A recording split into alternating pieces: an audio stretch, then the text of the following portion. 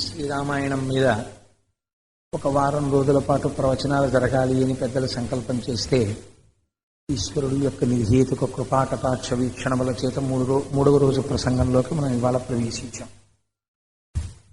నిన్నటి రోజు నేను శ్రీరామాయణాంతర్గతంగా క్షమ అనగా ఓర్పు అనేటటువంటి దానికి రామాయణంలో ఎంత పెద్ద పీట వేశారో, దాని గురించి ఎంత గొప్పగా మాట్లాడారో, పురుషుడైనా స్త్రీ అయినా ఓర్పు అనబడేటటువంటిదే నిజమైనటువంటి అలంకారమని, ఆ ఓర్పు లేని నాడు ఎంత ప్రమాదభరితమైనటువంటి స్థితికి మనుష్య జీవితం వెళ్ళిపోతుందో దాన్ని ఆవిష్కరించినటువంటి వివిధ సంఘటనల గురించి నిన్నటి రోజున నేను ప్రసంగం చేసి ఉన్నాను.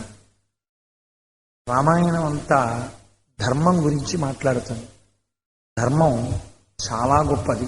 మీరు ఒక విషయం ఆలోచించండి. మనం ధర్మం అనేటటువంటి మాట ప్రధానంగా ఎవరికి వర్తిస్తుందంటే మనుష్యుడికే వర్తిస్తుంది. మిగిలినటువంటి వాటికి అన్నిటికీ కలిపి పశువులన్నింటికీ ఒక్కటే ధర్మం, పశుధర్మం. పశుధర్మో నమే ప్రీతిం జనయత్యతి దారుణం ప్రతీక్షస్వముని శ్రేష్ఠ యావద్భవత యామిని అంటుంది దేవి భాగవతంలో వ్యాస భగవానుడు. పశువులకి ఒక్కటే ధర్మం. ఆకలి వేసిందనుకోండి, శౌచమా అశౌచమా, ఇది తినచ్చా తినకూడదా, ఇది ముట్టుకోవచ్చా ముట్టుకోకూడదా, ఇలా ఏం ఉండదు. కలియబడిపోవడం, తమ ఆకలిని తీర్చుకోవడం. అలాగే దానికి ఒక కామప్రచోదనం కలిగితే దానికి ఏం వావి వరస పాటించవలసిన అవసరం దానికి ఏం ఉండదు. అది తన కామసుఖాన్ని పొందడం కోసం వావి వరసలు లేకుండా ఆనందాన్ని అనుభవిస్తుంది. కానీ మనుష్యుడి దగ్గరికి వచ్చేటప్పటికి ధర్మము అన్న మాట చాలా ప్రధానమైనటువంటిదై ఉంటుంది. మనకి ఈ రెండు మాటలు వినపడుతుంటాయి, సత్యము ధర్మము. ఈ రెండు చాలా తరచుగా వాడుతుంటాం మనం.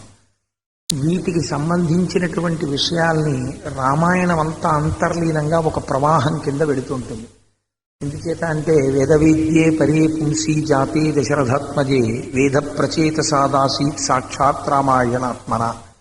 వేదము చేత ప్రతిపాదింపబడినటువంటి పరబ్రహ్మస్వరూపము రామచంద్రమూర్తి నడిచి భూమి మీదకి వచ్చింది కనుక, రామాయణము వేదోపబృంహణమైంది కనుక సత్యధర్మములను గురించి రామాయణం ఆవిష్కరిస్తుంది. సత్యమనేటటువంటి పదార్థము ఎన్నడూ మారనిది. దానికి షడ్వికారములుండవు. అది ఎప్పుడూ ఉంటుంది.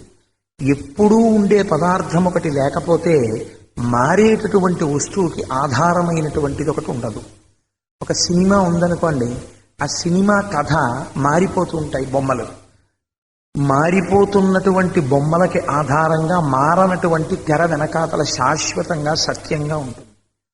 అలాగే వచ్చి వెళ్ళిపోతున్నటువంటి ఈ జీవులకు, ఈ జగత్తుకు ఆధారముగా బ్రహ్మము తాను కదలక ఎప్పుడూ ఉంటుంది. నామరూపములు ఆరోపింపబడి ఉంటాయి. జగత్ అంటేనే జాయతే గచ్చతే ఇది జగత్, వచ్చి వెళ్ళిపోతుంటుంది కాలంలో. కానీ బ్రహ్మము మాత్రము సత్యమై ఎప్పుడూ ఏ వికారమును పొందక అలా ఉంటుంది. దానినే మనం బ్రహ్మమని, లేకపోతే శివుడని, లేకపోతే విష్ణువని ఏదో ఒక పేరు పెట్టి సత్యం జ్ఞానమనంతం బ్రహ్మ అని దాన్ని ఈశ్వరుడుగా పిలుస్తాం.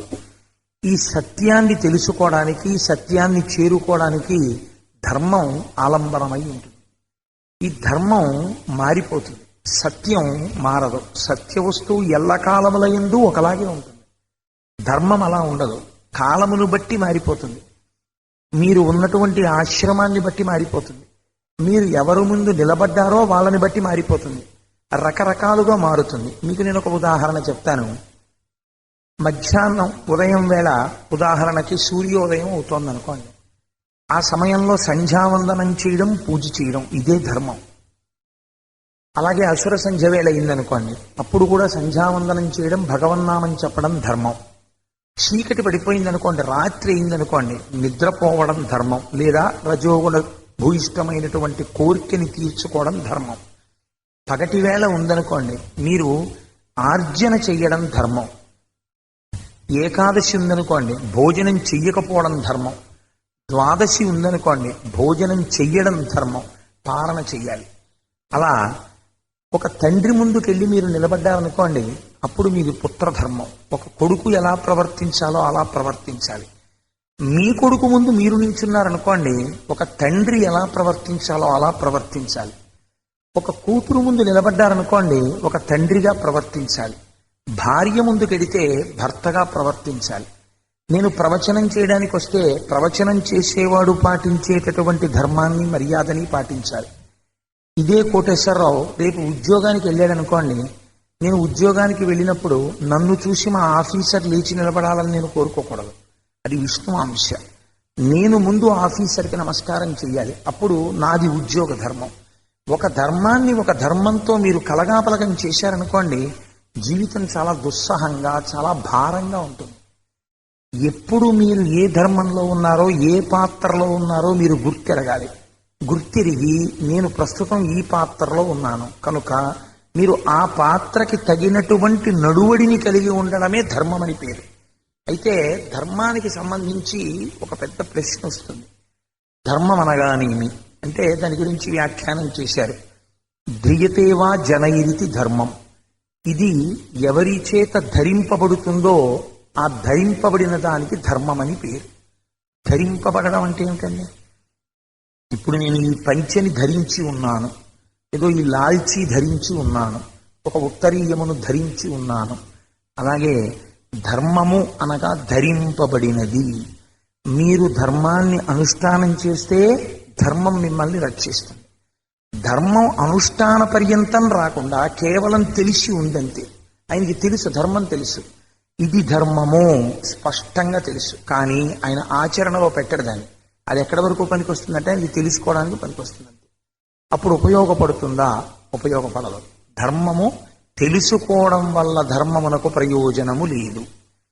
సంధ్యావందనం ఉదయం వేళ చెయ్యాలి, నాకు తెలుసు. నేను సంధ్యావందనం చెయ్యను అనుకోండి, నేను ఒక భ్రష్టుడను, సంధ్యాభ్రష్టుడు, వాడికి సంధ్యావందనం చెయ్యలేదు.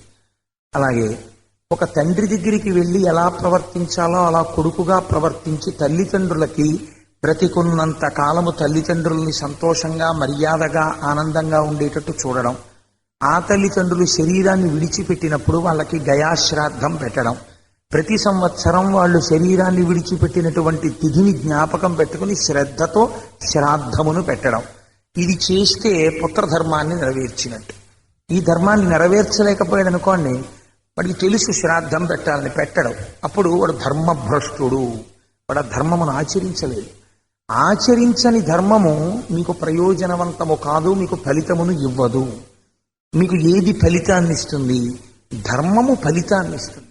మీరు ధర్మ ఆచరణము చేస్తే ఆచరించినటువంటి ధర్మము మీకు రక్షణ కవచమై నిలబడుతుంది. ఈ ధర్మాచరణం అనేటటువంటిది ఎవరి గురించి చెయ్యాలి?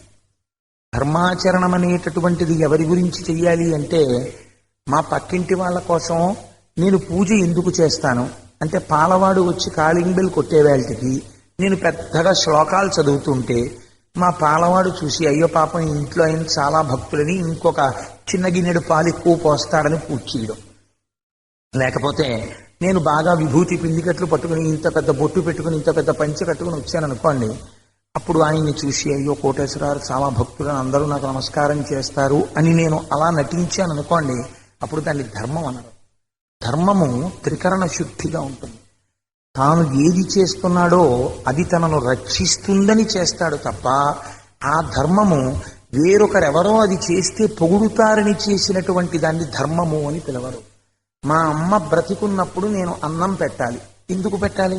కోటేశ్వరరావు వాళ్ళ అమ్మగారిని బాగా చూశారని పొగడ్డానికి అన్నం పెట్టకూడదు. అది నా బాధ్యత, అందుకు అన్నం పెట్టాలి. నా తండ్రిని నేను పోషించాలి, నా బాధ్యత, నా ధర్మం, నేను పోషించాలి. కర్తవ్యం, అది చేసి తీరవలని విహితము. అందుకే కర్తవ్యం అన్న మాట మనకి శాస్త్రంలో ఎక్కువ వాడతారు. బాధ్యత అన్న మాట అసలు ఎక్కడ వాడరు. కర్తవ్యాన్ని మీరు చెయ్యలేదనుకోండి, ఈశ్వరుడు ఒకడు ఉన్నాడు చూస్తూ ఉంటాడు. కర్తవ్యం మీరు చెయ్యకపోతే ఈశ్వరుడి చేత శిక్షింపబడతారు. ఎందుకనంటే ఒక ఎగ్జామినేషన్ హాల్లోకి వెళ్ళినటువంటి వాడికి ఒక పేపర్తో పాటుగా కొంత టైం ఇస్తారు. 3 గంటల్లో 150 బిట్లు ఆన్సర్ చెయ్యి. ఈ 3 గంటలు మీరు సద్వినియోగం చేసుకున్నారనుకోండి, ఒక మంచి సీట్ వస్తుంది. ఇదిగో ఇప్పుడు ఆ బాబుకి మంచి ర్యాంక్ వచ్చినట్టు, ఒక క్రెడెన్షియల్ వచ్చినట్టు మీకు క్రెడెన్షియల్ వస్తుంది. సమాజానికి ఉపయోగపడతారు. ఆ 3 గంటలు మీరు దుర్వినియోగం చేశారనుకోండి, మళ్ళీ వచ్చే సంవత్సరం వరకు ఎదురు చూడడమే. ఒకసారి మనుష్య జీవితంలో ఇన్ని శ్వాసలు అని ఈశ్వరుడు జీవితాన్ని ఇచ్చాడు అనుకోండి, అందులో మీరు ధర్మానుష్ఠానములు చేయలేదనుకోండి, అది ప్రమాదాన్ని తీసుకొస్తుంది. చాలా మందికి ఒక అపోహ ఉంటుంది. ఏమిటి అపోహ అంటే, చాలాసేపు పూజ చేస్తే చాలు. ఒక గదిలో కూర్చుని ఏదో ఒక భగవన్మూర్తిని పెట్టుకుని ఒక 5 గంటలు పూజ చేశాడు అనుకోండి, అలా పూజ చేసేస్తే భగవంతుడు నన్ను చాలా మెచ్చుకుంటాడు. లేకపోతే ఒక పెద్ద మారేడు రొట్ట పట్టుకొచ్చి లక్షపత్రి పూజ చేసేస్తే ఈశ్వరుడు నన్ను మెచ్చుకుంటాడు. లేకపోతే మడిబట్ట కట్టుకుంటే నన్ను ఈశ్వరుడు మెచ్చుకుంటాడు. మడిబట్ట కట్టుకోవద్దని నేను అనను. శౌచం ఉండాలి, ఆచారం ఉండాలి. ఆచారము మీ ధర్మనిష్ఠను నిలబెడుతుంది, కాబట్టి ఆచారం ఉండవలసిందే. కానీ ఇది ప్రధానమని మీరు అనుకున్నారనుకోండి, కేవల పూజ మిమ్మల్ని రక్షించదు. నేను మీకు ఒక ఉదాహరణ చూపిస్తాను. రావణాసురుడు యొక్క పుష్పక విమానంలో ఒక అద్భుతమైనటువంటి మూర్తి ఉండేది. నియుజ్యమానాస్సు గజాస్సు హస్తా సకేశరాశ్చుత్పలపత్రహస్తా బభూవ దేవీ చ కృతాసు హస్తా లక్ష్మీస్తథా పద్మిని పద్మహస్తా అని రాశారు వాల్మీకి మహర్షి. ఆవిడ, మీరు శ్రీ సూక్తం చదివితే ఒక మంత్రం చెప్తారు. లక్ష్మీర్దివ్యైర్గజేంద్రైర్మణిగణఖచితై స్థాపితా హేమ కుంభై నిత్యం సా పద్మహస్తా మమ వసతు గృహే సర్వమాంగళ్యయుక్తాం. లక్ష్మీదేవి పక్కన ఏనుగులు బంగారు కలశములను పట్టుకుని అందులో ఆకాశ గంగా జలాల్ని పట్టుకుని అభిషేకం చేస్తుంటాయి. దీన్నే కనకధారా స్తోత్రంలో శంకర భగవత్పాదులు దిగ్గస్తిభిక్కనక కుంభముఖావసృష్ట స్వర్వాహినీ విమలచారు జలప్లుతాంగీం ప్రాతర్నమామి జగతాం జననీమశేషలోకాధినాథ గృహిణీం అమృతాబ్ధిపుత్రీం అన్నారు. ఇప్పుడు అటువంటి లక్ష్మీదేవి పుష్పక విమానంలో ఉంది. ఆయన రోజు లక్ష్మీదేవికి నమస్కారం చేస్తాడు. ఆయన రోజు పూజ చేస్తాడు. మీరు రావణాసురుడు పూజ చెయ్యడు అనుకుంటే చాలా పొరపాటు. రావణాసురుడు పుష్పక విమానంలో వెళ్ళినప్పుడు కూడా పూజా సంపుటాన్ని పట్టుకెడతాడు, శివలింగాన్ని పట్టుకెడతాడు. మీరు రామాయణం ఉత్తరకాండ చదివితే మీకు చాలా ఆశ్చర్యంగా ఉంటుంది. రావణుడి పూజ, రామాయణం కావ్యం, ఏమి దోషం చెప్పదు, చక్కగా మధురాతి మధురంగా విషయాన్ని చెప్తుంది. మీరు ఎవరి శీలం ఎలా ఉంటుందో, ఒక్కొక్కడి నడువడి ఎలా ఉంటుందో మీరు గమనిస్తే ఆశ్చర్యంగా ఉంటుంది. ఆయన తనతో పాటు శివ పూజా సంపుటాన్ని పట్టుకెడతాడు. పట్టుకెళ్ళి ఒక సైకత లింగాన్ని అక్కడ పెట్టి పూజ చేస్తాడు. ఈలోగా కార్తవీర్యార్జునుడు తన అనేక బాహువులతో ఆ నీటిని అడ్డితే ఆ నీటి కెరటాలు పైకొచ్చి ఆ సైకత లింగం కొట్టుకుపోతే అంతే కోపం వచ్చింది. కార్తవీర్యార్జునుడి మీదకి యుద్ధానికి వెళ్ళిపోయాడు. ఆ కార్తవీర్యార్జునుడు ఈయన్ని తీసుకెళ్లి మహిష్మతీపురంలో బంధించాడు. అది వేరు విషయం అనుకోండి. కాబట్టి రజోగుణ తమోగుణ ప్రకోపంతో ఉంటాడు. పూజ మాత్రం చేస్తూ ఉంటాడు. వాలి చేసే పూజ, రావణాసురుడు చేసే పూజ, ఇవన్నీ రామాయణంలో అచ్చుగుద్దినట్టు ఉంటాయి. మీరు కావాలంటే ఎప్పుడైనా చూడండి. మీరు ఎప్పుడైనా రామాయణాన్ని పూజా శాస్త్రము అని పరిశీలన చేస్తే అదో రోజు ఉపన్యాసం. ఎవరి పూజ ఎలా ఉంటుంది.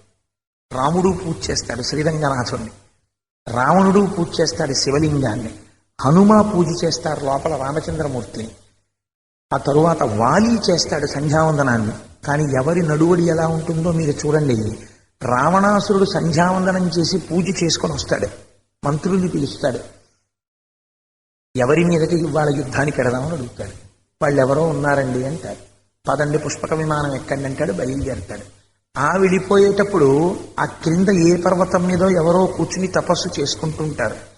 వాళ్ళని చూస్తాడు, వాళ్ళని హింస పెడతాడు. లేకపోతే ఎవరో ఒక స్త్రీ కనపడుతుంది, ఆవిడ్ని బలాత్కరిస్తాడు. అలాగే వేదవతి జోలికి వెళ్ళాడు, ఒకసారి రంభ జోలికి వెళ్ళాడు. ఇలా ఆయన చెరపట్టనటువంటి వాళ్ళు లేరు. చిట్ట చివరికి సీతమ్మ జోలికి వెళ్ళాడు. ఇప్పుడు మీరు ఒక్కసారి రామాయణాన్ని అంతఃపరిశీలనం చేయండి. రావణాసురుడు పూజ చెయ్యలేదు అని మీరు చెప్పగలరా? రావణాసురుడు తపస్సు చెయ్యలేదు అని మీరు చెప్పగలరా? నేను మిమ్మల్ని ఒక్క ప్రశ్న వేస్తాను, మీరు కొంచెం పరిశీలన చేయండి. రాముడు తపస్సు చేసినట్టు రామాయణంలో ఎక్కడైనా రాశారా వాల్మీకి మహర్షి? ఎక్కడా లేదు. రాముడు ఇన్ని సంవత్సరాలు తపస్సు చేశాడు అని మీకు రామాయణం మొత్తం మీద లేదు. రావణాసురుడు తపస్సు చేశాడా? రావణాసురుడు తపస్సు చేశాడు. వేదం రాముడు చదువుకున్నాడా? చదువుకున్నాడు. రావణాసురుడు వేదం చదువుకున్నాడా? చదువుకున్నాడు. రాముడు పూజ చేశాడా? పూజ చేశాడు. రావణుడు పూజ చేశాడా? పూజ చేశాడు. రాముడికి తేజస్సుందా? ఉన్నది. రావణుడికి తేజస్సున్నదా? అద్భుతమైన తేజస్సున్నది. మరి రావణుడు ఎందుకు లోకకంటకుడయ్యాడు? అదే రావణాసురుని యొక్క భార్య అయినటువంటి మహాపతివ్రత మండోదరి ఫోటో ఎక్కడా ఉండదు. మండోదరి ఫోటో ఉన్న ఇల్లు నాకు చూపించండి. ఏమిటి ఆవిడ కర్మ? ఆవిడ పతివ్రత కాదేంటి? మహాపతివ్రతల లిస్టులో మండోదరి ఒకటి ఉంది, తార ఉన్నది. సీతమ్మ తల్లి మహాపతివ్రత. సీతమ్మ తల్లి ఫోటో లేని ఇల్లు చూపించండి. సీతమ్మ తల్లి ఫోటో ప్రతి ఇంట్లో ఉంటుంది, మండోదరి ఫోటో ఒక్క ఇంట్లో ఉండదు.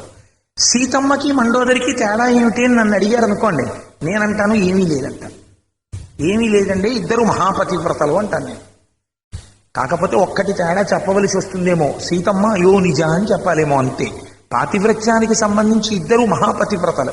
మరి మండోదరి ఫోటో ఎందుకు లేదు మీ ఇంట్లో? మండోదరికి పూజా విధానం ఎందుకు లేదు? మండోదరిని ఎవరు ఎందుకు పూజ చేయరు అంటే, ఆవిడ ఎంత మహాపతివ్రత అయినా ఆవిడ దురదృష్టం భర్త అటువంటి వాడు. అందుకే 7 తరాల అటు ఇటు చూడండి అంటారు. ఆడది ఉద్ధరింపబడేది దేనివల్ల ఉద్ధరింపబడుతుందో తెలుసా అండి? భర్త ఐశ్వర్యం వల్ల ఉద్ధరింపబడదు, భర్త పొగరుబోతుతనానికి ఉద్ధరింపబడదు. వాడు ఎక్కడో వెతుక్కుని వాడు ఇంత గుణాన్ని చూసుకుని మురిసిపోవడాన్ని బట్టి ఉద్ధరింపబడదు. అలా మురిసిపోయాడు రావణాసురుడు. ఏం ఉద్ధరింపబడింది? మండోదరి చచ్చిపోతే తద్దినం పెట్టడానికి కొడుకు లేడరా, నీ వల్ల నా కొడుకు ఇంద్రజిత్ చచ్చిపోయాడు నేడిచింది రావణాసురుడు చచ్చిపోయినప్పుడు.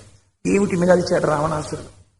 మరి అదే రామచంద్రమూర్తి సీతమ్మని ఎంత ఉద్ధరించారు. ప్రతి ఇంట ఎన్ని యుగాలైనా సీతమ్మ తల్లి ఫోటోలే. చేయి పట్టినటువంటి పురుషుడి వలన స్త్రీ పూజనీయతని పొందుతుంది, ఆయన వలన ఆవిడ నమస్కార యోగ్యతని పొందుతుంది. అందుకే భర్త చేసిన పుణ్యంలో సగభాగం భార్యకి వెళ్ళిపోతుంది. ఆవిడ ఏ పూజ చేసింది చెయ్యలేదు చూడరు, ఈయన చేశాడు పుణ్యం, ఇందులో సగభాగం ఆవిడకి వెళుతుంది. ఆవిడ పూజ చేసింది, ఈయనకి వెయ్యరు. నీకు అన్ని ఏర్పాట్లు చేసిన తర్వాత ఆవిడ పూజ చేసుకుంది, ఆవిడ పుణ్యం ఆవిడకేస్తారు. ఒక మహాభక్తుడైనటువంటి వాడి ఇల్లాలు భక్తుడు ఏకకాలమునందు ప్రాణం వదిలిపెట్టేశారనుకోండి, ఎవరి ఖాతాలో ఎక్కువ పుణ్యం ఉంటుందో తెలుసా అండి? ఆయన భార్య ఖాతాలో ఎక్కువ పుణ్యం ఉంటుంది. ఎందుచేత? ఆయన పుణ్యంలో సగం ఆవిడికి పడిపోయింది. ఆవిడ ఎప్పుడో రామా అందనుకోండి, ఆ పూర్తి పుణ్యం ఆవిడికి పడింది, ఈయనకి పడలేదు. అందుకని ఈయన ఖాతాలో తక్కువ ఉంటుంది, ఆవిడ ఖాతాలో ఎక్కువ ఉంటుంది. అందుకే 7 తరాలు చూసి పిల్లనివ్వండి అని ఎందుకంటారంటే, నా కూతుర్ని చిటికిన వేలు పట్టుకుని ఉద్ధరించగలడా? ఐశ్వర్యం ఏముందండి? దిక్కుమాలిన ఐశ్వర్యం. ఏం చేస్తారు మీరు ఐశ్వర్యం పెట్టుకుని? కోట్లకి కోట్లు ఉన్నాయి. రావణాసురుడి కన్నా ఐశ్వర్యవంతులు ఉన్నారేంటి ప్రపంచంలో? కాంచనలంకాధీశుడు రావణాసురుడు అంటే. ఏం పట్టుకెళ్ళిపోయాడు చెప్పండి? పట్టుకెళ్ళిపోయింది ఒక్కట్లేదు. నేను ప్రపంచ విజేతని అన్నాడు అలెగ్జాండర్. చిట్ట చివర 32వ ఏట అలెగ్జాండర్ శరీరాన్ని విడిచిపెట్టేసే ముందు తన సైన్యాన్ని పిలిచి, జగద్విజేత అలెగ్జాండర్ అని నాకు బిరుదు, ప్రపంచాన్నంతటినీ నేను గెలిచాను. కానీ నా శవాన్ని పాతి పెట్టేటప్పుడు నా శవ పేటికకి 2 పక్కల కన్నాలు పెట్టి 2 చేతులు బయటికి చాపి పెట్టి పెద్ద గొయ్యి తీసి నన్ను పాతి దాని మీద ఒక బోర్డు పెట్టండి. అలెగ్జాండర్ విశ్వ విజేత, ఈ లోకములోనికి రిక్తహస్తములతో వచ్చాడు.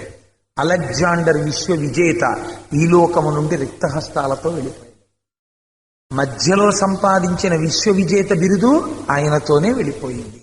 అందుకేనండి అలెగ్జాండర్ భారతదేశం మీదకి దండయాత్రకు వచ్చినప్పుడు సెల్యూకస్ నికేటర్ అని తన సైన్యాధిపతిని పిలిచి ఒక మాట చెప్పాడు.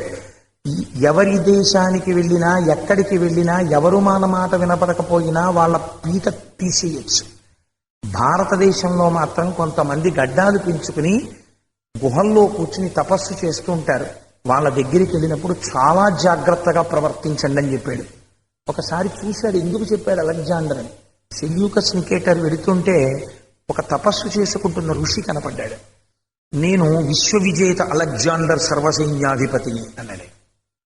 ఆయన కళ్ళు విప్పి చూసి, ఓహో అలాగా, ఆ జింక చర్మం తెచ్చుకో కూర్చోండి. ఆయన జింక చర్మం తెచ్చాడు, అది చుట్టేసింది. దాన్ని విప్పి కూర్చున్నాడు. లేవండి, లేచాడు. ఇంకోళ్ళకైతే పీక తీసేసిన అలా అన్నందుకు అలెగ్జాండర్ చెప్పాడు తీయద్దన్నాడని లేచాడు. అది మళ్ళీ చుట్టుకుంది. కూర్చోండి, మళ్ళీ విప్పుకుని కూర్చున్నాడు. లేవండి, లేచాడు, మళ్ళీ చుట్టుకుంది. ఏం గమనించారు? ఏమిటి గమనించడం? కూర్చోమన్నావు కూర్చున్నాను, లేమ్మన్నావు లేచాను. కాదు, నువ్వు కూర్చున్నప్పుడు జింక చర్మం విచ్చుకుంది, నువ్వు లేచినప్పుడు చుట్టుకుంది.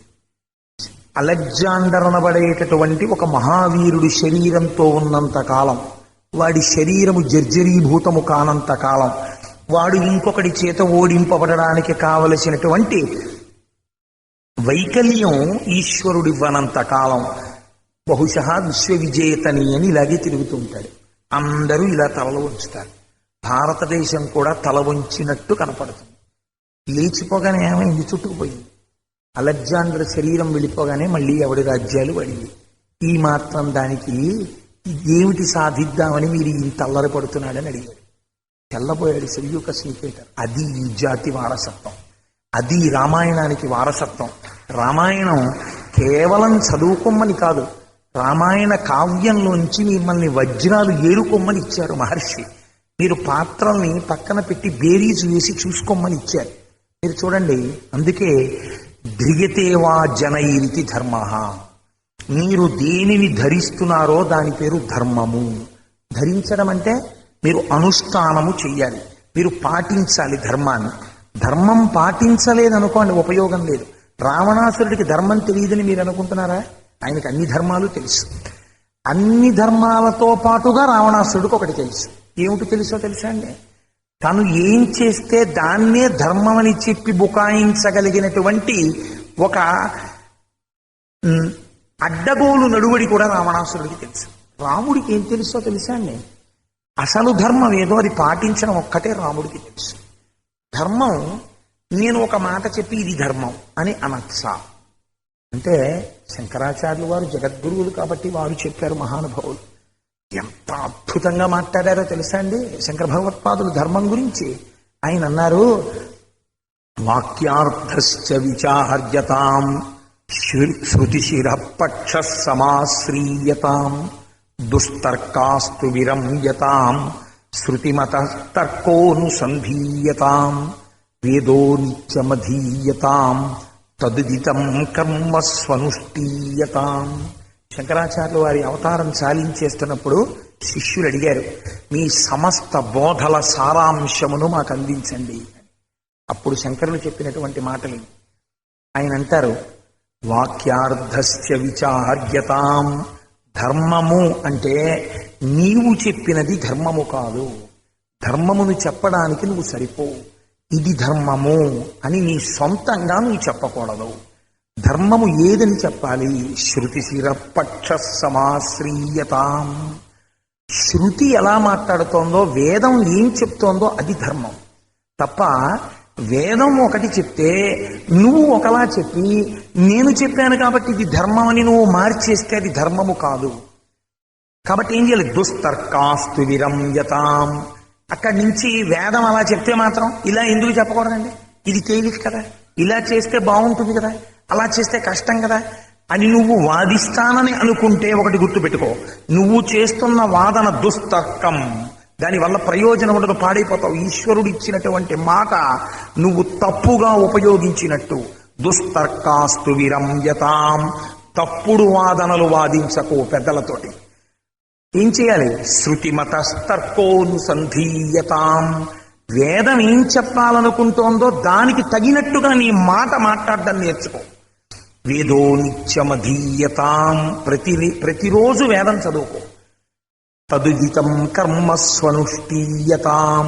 వేదం ఎలా చెప్పిందో అటువంటి కర్మలే చెయ్యి. వేదం ఎలా చెప్పిందో అలా ప్రవర్తించు.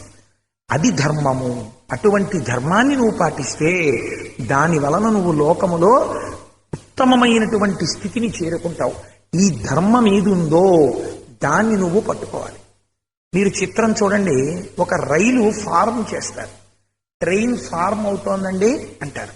మీకు సాధారణంగా ఈ గౌతమి ఎక్స్ప్రెస్ లాంటి వాటిల్లో కాదు కానీ గూడ్స్ ట్రైన్ ఫార్మేషన్స్ అంటారు. మేము ఫుడ్ కార్పొరేషన్లో పనిచేస్తూ ఈ వ్యాగన్ లోడింగ్ అనేటటువంటి ప్రక్రియకి ఎక్కువ అటెండ్ అయ్యే వాళ్ళం కాబట్టి మాకు దాంతో కించిత్ పరిచయం.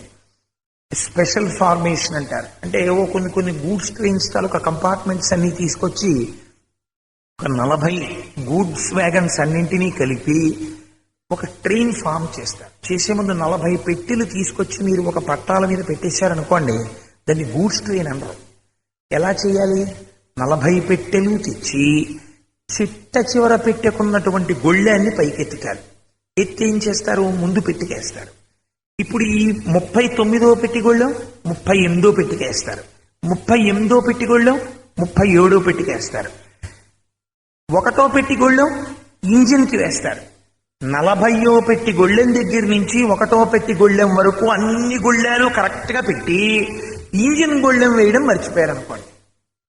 సిగ్నల్ ఇచ్చేశారు, జెండా చూపించారు, 40 బోగీల నిండా సరుకుంది, ఇంజిన్ వెళ్ళిపోయింది అనుకోండి. ఇప్పుడు ఏమవుతుంది? ఈ 40 బోగీలు అలాగే ఉంటుంది. కాబట్టి అన్నింటికన్నా గొప్ప కనెక్షన్ ఏదని చెప్పాలి మీరు? ఈ 39-40 బోగీల మధ్యలో ఉన్నటువంటి కనెక్షనా? అన్నిటికన్నా గొప్ప కనెక్షన్ ఏది? ఇంజిన్తో ఉన్న కనెక్షన్. కాబట్టి ఏది ఇంజనో అది ముందుంటుంది. ఏది గార్డ్ దట్ విచ్ గాడ్స్ అంటే విడిపోకుండా చూడవలసిందేదో అది చిట్ట చివర ఉంటుంది. అన్ని కలిసి ఉన్నాయని చెప్పడానికి. కాబట్టి పురుషార్థములు మీరు ఏ పూజ చేయండి ఏమంటారు? ధర్మార్థ కామమోక్ష చతుర్విధ పురుషార్థ ఫల సిద్ధ్యర్థం మనోవాంఛాఫల సిద్ధ్యర్థం అంటారు. అర్థము కామము ఈ రెండు జీవితంలో చాలా ప్రధానమైనవి. ఇది రామాయణాన్ని పరిశీలనం చేయడం అంటే. మీరు చూడండి, ప్రతి మనిషి జీవితంలో వాడికి ఇష్టం ఉన్నా లేకపోయినా ప్రధాన పాత్ర ఏవి పోషిస్తాయి? అర్థకామములు పోషిస్తాయి. ఇప్పుడు ఈ అర్థము ధర్మముతో ముడిపడలేదు, కామము ధర్మముతో ముడిపడలేదు. పడకుండా అర్థం విచ్చలవిడి అయింది. విచ్చలవిడి 2 రకాలుగా అవుతుంది అర్థం. ఎలా? ఒకటి సంపాదన యందు విచ్చలవిడితనం, ఖర్చు యందు విచ్చలవిడితనం. ఖర్చు ధర్మబద్ధంగా జరగదు, ఆ ఆర్జన ధర్మబద్ధంగా ఉండదు. ధర్మబద్ధము కాని ఆర్జన అధర్మమే, ధర్మబద్ధము కాని వ్యయము అధర్మమే. 2 అధర్మమే.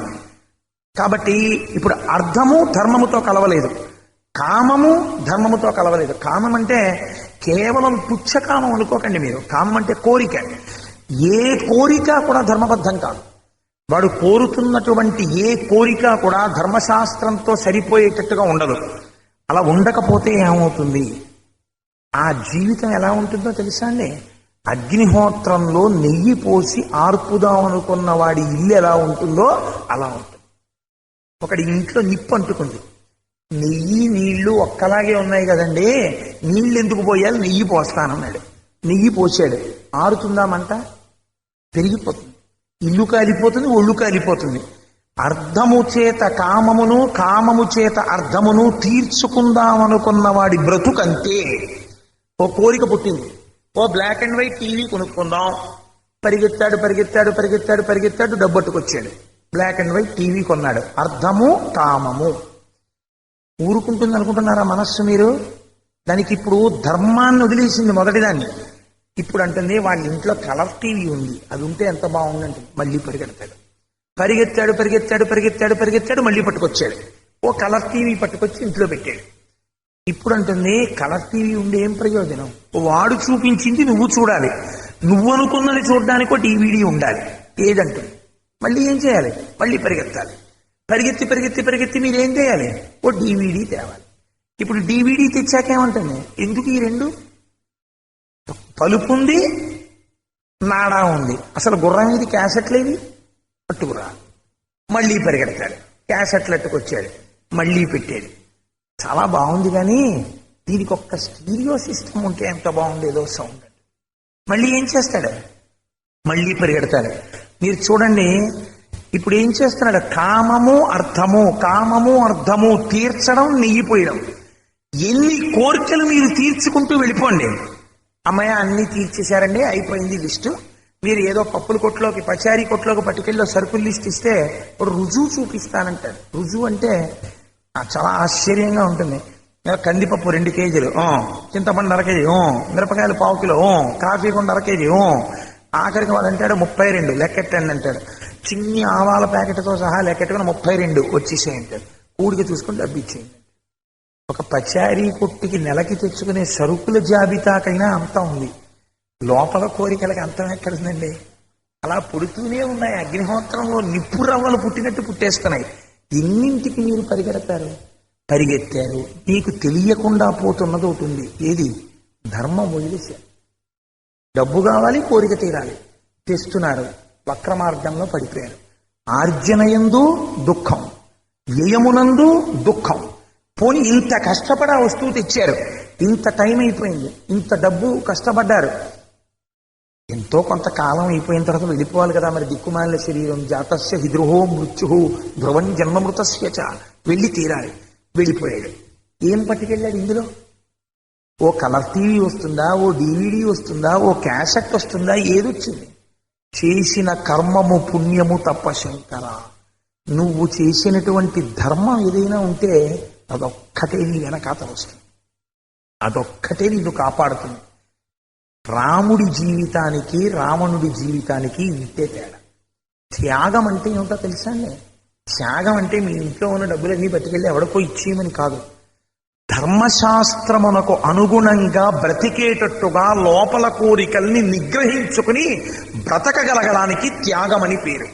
ఇక్కడ ఎన్ని పుట్టనివ్వండి, అదేమిట్రా ఇలా మనం అడగచ్చా, అసలు ఇలా కోరిక తీర్చుకోవచ్చా అని వాడికి ఉండదు. వాడు ఆ కోరిక తీర్చుకోవడానికే ప్రయత్నిస్తుంటాడంతే. ఇది రావణుడి జీవితం, ఇది రాముడి జీవితం. అలా మహర్షి నిర్వచనాలు చెప్పరు, రామాయణం అంటారంతే. పూజంతం రామ రామేతి మధురం మధురాక్షరం ఆరుహ్య కవితా శాఖాం వందే వాల్మీకి కోకిలం. కవిత్వం అనేటటువంటి కొమ్మ మీద కూర్చుని మధుర మధురంగా రామ రామ అని కూస్తూ ఉంటుంది. కానీ వాల్మీకేర్ముని సింహస్య కవితావనచారిణ శృణ్వన్ రామకథానాదం కోనయాతి పరాంగతిం. ఈ లోపల ఉన్న నాదాన్ని పట్టుకున్నవాడున్నాడే, కోనయాతి పరాంగతిం. వాడు ఎందుకు పరగతికి వెళ్ళడు? వెడతారంట లేదు, ఎందుకు వెళ్ళడాయా అని అడుగుతున్నారంటే దీని లోపల ఉన్నటువంటి తత్వాన్ని అర్థం చేసుకున్నవాడు జీవితాన్ని పండించుకోవడం వాడికి తెలిసిపోతుంది. ఎందుకు తెలిసిపోతుంది? ఇప్పుడు కేవల కథగా వింటలేదు, కేవల కథగా విన్నా మృత సంజీవనియే రామాయణం. కేవల కథతో పాటు రామాయణమునందు అంతర్లీనమైనటువంటి రహస్యాన్ని పట్టుకుంటున్నాడు, పట్టుకుని నిత్య జీవితంలోకి తెచ్చుకుంటున్నాడు. తను ఎప్పుడు రావణుడైపోతున్నాడో పసిగట్టేస్తున్నాడు. నాకు ఈ కోరిక లోపల నుంచి పుడుతోంది, అందుకే రావణుడి కాష్టం రగులుతూనే ఉంటుందిరా అన్నారు. ఎప్పుడూ ఇక్కడ రావణుడు పుట్టడానికే చూస్తూ ఉంటాడు. నువ్వు నిగ్రహించాలంటే రాముడిని ఎదురుగుండా నిలబెట్టాలి. రాముడి నిలబడితే రావణుడు పడుకుంటాడు. నువ్వు రాముణ్ణి గుండెల్లో పెట్టుకుంటే నువ్వు కూడా రాముడి అవుతావు. నువ్వు రావణుడి గుండెల్లో పెట్టుకుంటే నువ్వు కూడా రావణుడి అవుతావు. నీకు లోపల పెట్టిన కుర్చీ మీద ఎవరిని కూర్చోపెట్టుకోవాలో నీకు స్వాతంత్రం. నిన్నెవ్వరూ నిగ్రహించరు. ఏమండి రాముణ్ణి కూర్చోపెట్టుకోండి అని ఎవరు చెప్పరు. నీ ఇష్టం, నువ్వు రావణుడిని కూడా కూర్చోపెట్టుకోవచ్చు. అప్పుడు నువ్వు రావణాసురుడు అవుతావు అంతే. లోకము చేత ధీషింపబడతావు. మీరు నన్ను ఒక మాట అడగచ్చు, ఏమండి మీరు ఇన్ని మాటలు చెప్పారు కదా, అర్థమును ధర్మముతో కలిపారు, ఏమిటండి ప్రయోజనం? అర్థం ధర్మంతో కలవలేదు, కలవకపోతే ఏమైంది? ఈ జీవితంలో సుఖపట్టలేదా? నేను ధర్మాన్ని వదిలిపెట్టేసి డబ్బు పట్టుకొస్తాను, పట్టుకొచ్చి ఇల్లంతా అద్భుతంగా కట్టుకుంటాను, చక్కగా అనుభవిస్తాను, సుఖంగా ఉంటాను, హాయిగా ఉంటాను. నేనేం అనుభవించలేదు? ధర్మబద్ధము కానటువంటి అర్థము నాకు తెచ్చినటువంటి బాధ ఏమిటి? ధర్మబద్ధము కాని కామము నన్ను ఏమిటి ఇబ్బంది పెడుతుందని మీరు అడగచ్చు. ధర్మబద్ధము కాని అర్థము, ధర్మబద్ధము కాని కామము రెండు ఫలితాలు ఇస్తాయి. జాగ్రత్తగా జీవితంలో జ్ఞాపకం పెట్టుకోండి. ఒకటి, ధర్మబద్ధము కాని అర్థము వరద కింద వచ్చి ఇంట్లో పడిపోతుంటే చూసేటటువంటి లోకం అన్నది ఒకటి ఉంటుంది. ఈ లోకం ఏం చేస్తుందంటే ద్వేషమును పెంచుకుంటుంది.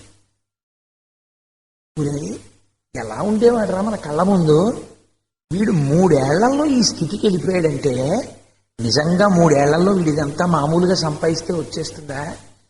ఎంత అన్యాయం చేసి సంపాదించాడు రా, ఎంత మందిని ఇడిపించాడు రా వీడు. లోకము యొక్క నిందకి గురైపోతాడు. పైకి బాగా కట్టారండి మేడ అంటాడు, లోపల నింద చేస్తూనే ఉంటాడు. అందుకే పోతన గారు అంటారు, బాలరసాలసాల నవ పల్లవ కోమల కావ్యకన్యకన్ కూళ్ళకిచ్చి అప్పడుపు కూడు భుజించుట కంటే అన్నాడు మహానుడు. నాకు అక్కర్లేదయా, ఈ మనుజేశ్వరాధములకిచ్చి పురమ్ములు వాహనమ్ములు సొమ్ములు కొన్ని పుచ్చుకొని శరీరము వాసి కాలుచే సమ్మెట మాటులంబడక సమ్మతి శ్రీహరికిచ్చి చెప్పే ఈ బమ్మెరపోతనార్యుడొకండు భాగవతంబు జగద్దితంబుగన్. నాకు అక్కర్లేదు ఈ సన్మానాలు అన్నాడు. నాకు ఈశ్వరుడు చాలు. నేను భాగవతం పోతన గారు చెప్పుకున్నది పరమేశ్వరుడి కోసం చెప్పుకున్నానన్నాడు. ఒకటి, ధర్మబద్ధము కాని ఐశ్వర్యము లోక నిందకి గురి చేస్తుంది. రెండవది ఏమవుతుందో తెలుసా అండి, ఎప్పుడు శాపమే. ఇంత స్థితే, ఏమి సంపాదించేస్తున్నాడు రా అంటాడు ప్రతివాడు. రెండవది, ధర్మబద్ధము కానటువంటి కామము లోకము చేత ఉద్దేశింపబడుతుంది. సమస్త లోకములు కూడా ఛీ దుర్మార్గుడు అంటారు. ఇవి మీరు ఎంత తపశ్శక్తివంతులైనా, రాముడు చేశాడా తపస్సు? రావణుడు చేశాడా? రావణుడు చేశాడు. చతుర్ముఖ బ్రహ్మగారు ప్రత్యక్షమయ్యేట్టు. మీరు ఒక్కటి ఆలోచించండి, ఇంత తపశ్శక్తి సంపన్నుడైనటువంటి రావణాసురుడు కష్టంలో ఉన్నప్పుడు వచ్చి రక్షిస్తానన్న ఒక్క భగవద్భక్తుడు రావణుడి ఇంటికి వచ్చాడా? ఒక నారదుడు కాని, ఒక అగస్త్యుడు కాని, ఒక వశిష్ఠుడు కాని, ఒక విశ్వామిత్రుడు కాని ఒక్కడు వచ్చిన వాడు ఉన్నాడా? ధర్మమును పట్టుకున్నటువంటి రామచంద్రమూర్తి ఉన్నారు. అడుగడుగునా వచ్చారు అందరూ. అగస్త్యుడు అరిచహృదయం చెప్పడానికి వచ్చాడు. వశిష్ఠుడు సరే అసలు ఇంటి పౌరోహిత్యం ఒప్పుకుని పేరు పెట్టాడు. విశ్వామిత్రుడు సరే కళ్యాణం చేశాడు, సీతా కళ్యాణం. సమస్త అస్త్ర శస్త్రములను ఇచ్చాడు. రాముడికి ఎవరు ఉపయోగపడలేదు? మీకు లోకంలో కేవలము స్థిరాస్తులు, మీరు కట్టుకున్నటువంటి భవంతులు మిమ్మల్ని కాపాడతాయనుకుంటే అంతకన్నా వెర్రితనం ప్రపంచంలో ఇంకొకటి లేదు.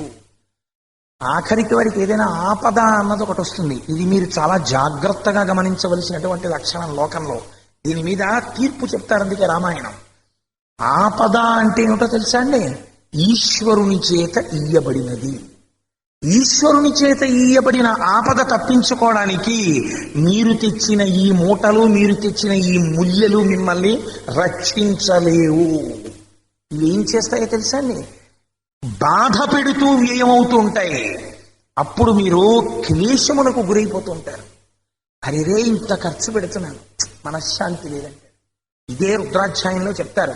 అందుకే అటువంటి ఆపద వస్తే రుద్రాభిషేకం చేయండి అంటారు. ఎందుకో తెలుసా అండి? అస్మిన్ ద్రాపేయం ధస్వస్పతే దరిద్రం నీలలోహిత, ఆ మంత్రంలో చెప్తారు. అయ్యా నాకు ఉపశాంతిని కటాక్షించు. ఏది దుఃఖమునకు కారణమైందో ఆ కారణము యొక్క ప్రవాహమును ఆపు. రుద్రుడవై బాధ పెడుతున్నావు, నా తప్పు అంగీకరిస్తున్నాను, మన్నించేదో పొరపాటు జరిగిపోయింది, క్షమించి శివుడవవు, మంగళప్రదుడవై నన్ను కాపాడు. అది అభిషేకానికి అర్థం. లింగం చల్లబడడం అంటే నీ మనస్సు చల్లబడేటట్టుగా అనుగ్రహించమని అర్థం. నువ్వు రుద్రమూర్తిగా ఉండద్దు, నువ్వు శివమూర్తిగా ఉండు అని అడగడం పరబ్రహ్మాన్ని. అందుకని ఆపదొస్తే అభిషేకం చేసుకోండి. తప్పు నక్షత్రంలో ఎవరైనా పుడితే అభిషేకం చేసుకోండి అంటారు. ఎవరైనా కీడు కలిగిన నక్షత్రంలో రజస్వలైతే అభిషేకం చేసుకోండి అంటారు.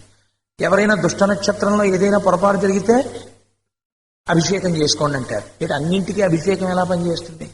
అలా అన్నింటికీ ఏదో తలకాయ నిప్పికి, ఒంటి నిప్పికి, కాళ్ళు నిప్పికి, నడుము నిప్పికి జండుబాన్ రాసుకున్నట్టు అన్నింటికీ అభిషేకం పనిచేస్తుందే?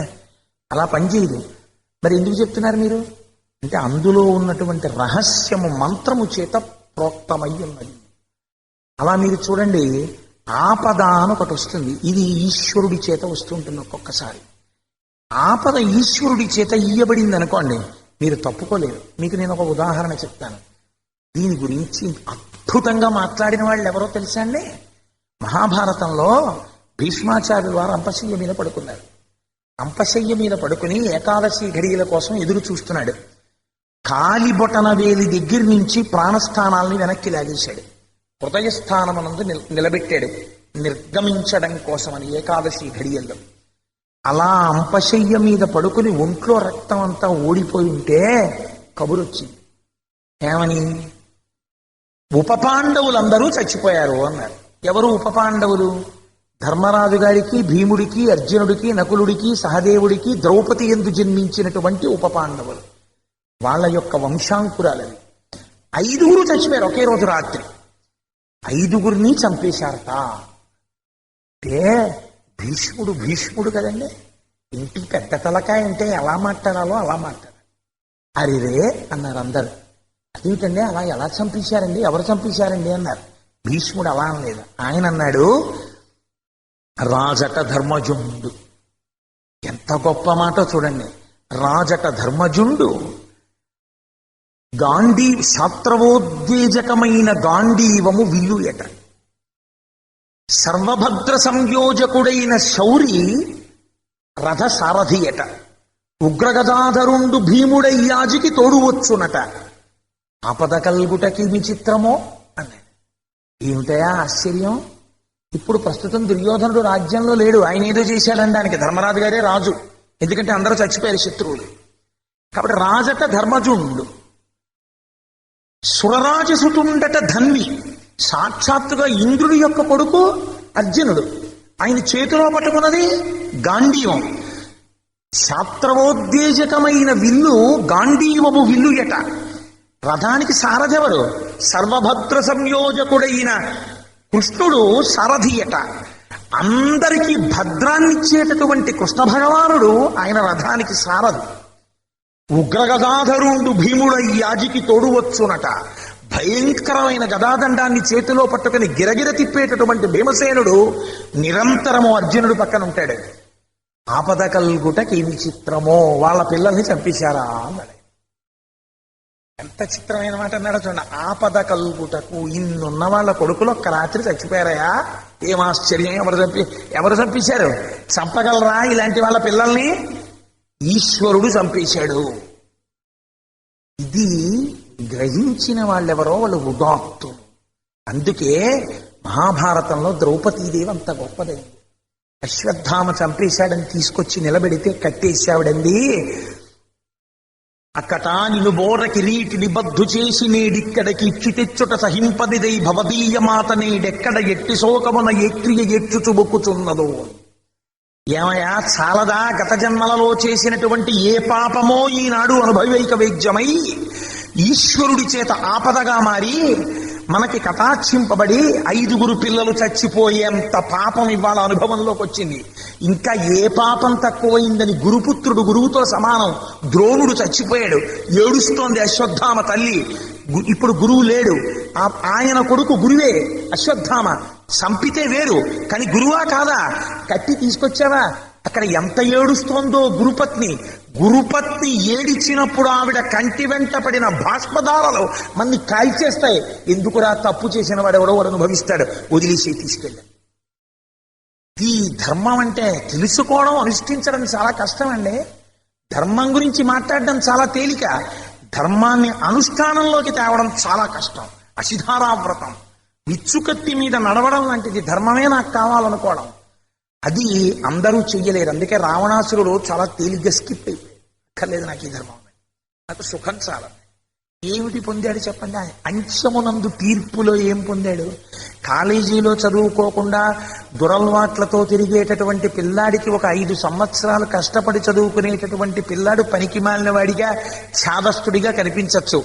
కానీ ఒక్క 7-8 ఏళ్లు పోయిన తరువాత 5 సంవత్సరాలు కష్టపడి చదువుకున్నటువంటి పిల్లవాడు విమానమంత కారెక్కి అందమైన భార్యతో కలిసి భానుగుడి జంక్షన్ లో రెడ్ లైట్ పడితే కారాపి ఒక్కసారి ఆ గ్లాస్ దింపి ఇలా ఏదో కొట్లోకి చూస్తుంటే, ఇంతకు ముందు 5 సంవత్సరాలు సరిగ్గా చదువుకోకుండా దురలవాట్ల వెంట తిరిగినటువంటి వ్యక్తి ఇవాళ ఉద్యోగం లేక ఒంటి నిండా జబ్బులతో సైకిల్ ఎక్కి అదే కారు పక్కన నిలబడితే, ఈ కారులో ఉన్నవాడి వంక చూస్తే కారులో ఉన్నవాడు ఎరోయ్ బాగున్నావా, ఏంటి ఏం చేస్తున్నావు అన్ననాడు తెలుస్తుంది ఆ 5 ఏళ్ల విలువ ఏమిటో కదండి.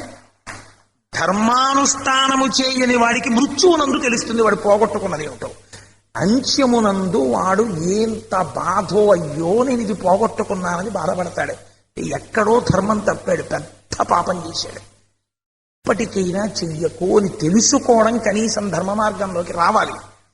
నేను ఇప్పుడు సమన్వయం చేస్తాను, మీరు చూడండి. ఇంకా నేను ఇలా దానికి ఉపోద్ఘాతం చెప్తే రామాయణంలోకి ఎప్పుడు రాను.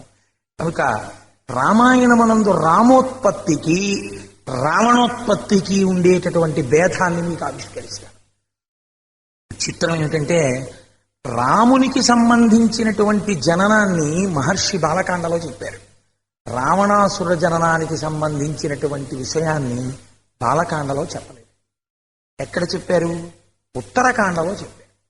ఎందుకు చెప్పాలి ఉత్తరకాండలో? బాలకాండలో ఎందుకు చెప్పకూడదు? ఏం రాముడు పుట్టినట్టే రావణుడు ఎలా పుట్టాడో బాలకాండలో చెప్తే తప్ప మీరు కాదంటారా, నేను కాదంటారా? 4 సర్గలు అక్కడ రాసేశారనుకోండి, మనకు వెంటనే అర్థమైపోతుంది. కానీ రాయలేదు. ఎందుకు రాయలేదో తెలుసా అండి? వాడు చచ్చిపోయిన తర్వాత ఋషులందరూ వచ్చారు. వస్తే రాముడు ఒక ప్రశ్న వేశాడు ఋషులు. ఏమయ్యా, రావణాసురుడు అంతటి తేజోమూర్తి, అంతటి పరాక్రమశాలి, అంత గొప్ప యుద్ధ విశారదుడు ఎలా అయ్యాడు అని అడిగాడు. అడిగితే అగస్త్యుడు జవాబేం చెప్పాడో తెలుసా అండి? మీరు చదవాలి ఉత్తరకాండ, చాలా చిత్రంగా ఉంటుంది. అసలు రావణుడు కాదయా ప్రమాదకారి అన్నాడు. అదేమిటండి? రావణుడు కాడు ప్రమాదకారి, ఇంద్రజిత్ అత్యంత ప్రమాదకారి అని. అసలు రావణాసురుడి యందు ఈ దోషం ఎక్కడి నుంచి వచ్చిందో నేను చెప్తాను చూడు రామా, ఇప్పుడు విను అన్నాడు.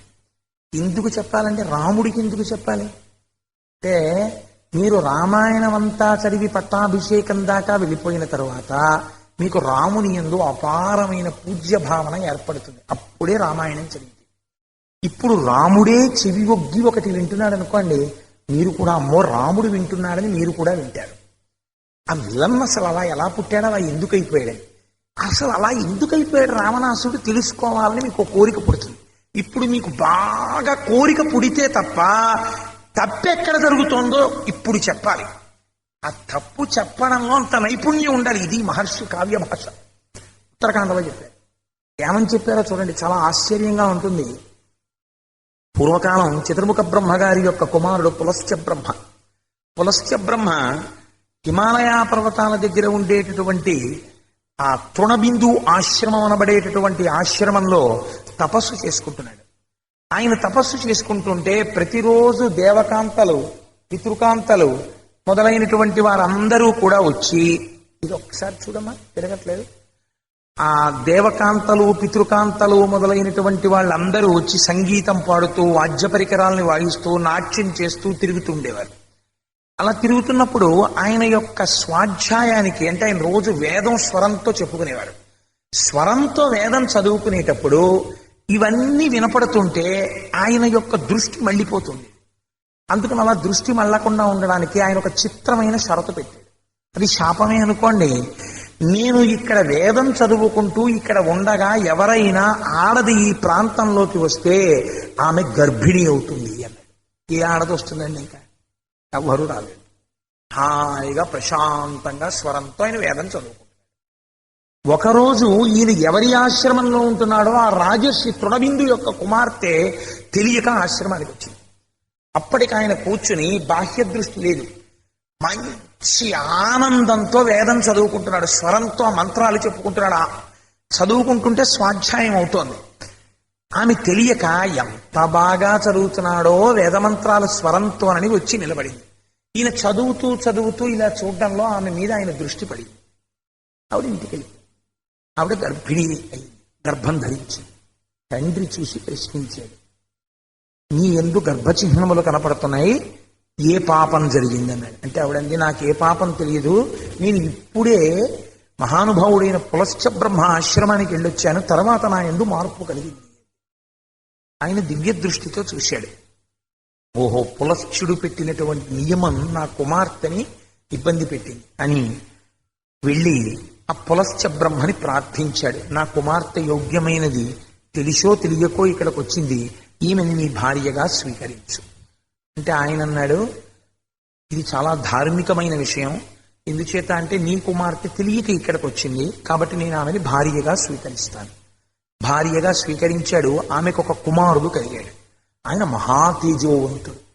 మహాతేజోవంతుడైనటువంటి ఆ కుమారుడు ఆయన ముఖం వంక చూసి పులస్త్య బ్రహ్మ అన్నాడు, నేను వేదం చదువుకుంటున్నప్పుడు నువ్వు వచ్చి నిలబడినప్పుడు నా యొక్క దృష్టి నీ మీద పడినటువంటి కారణం చేత, గర్భధారణ జరిగినటువంటి కారణం చేత పుట్టిన పిల్లవాడు కనుక ఈ పిల్లవాడికి విశ్రవసు అని పేరు పెడుతున్నాను. అంటే వినడము చేత పుట్టినవాడు విశ్రవసో బ్రహ్మ.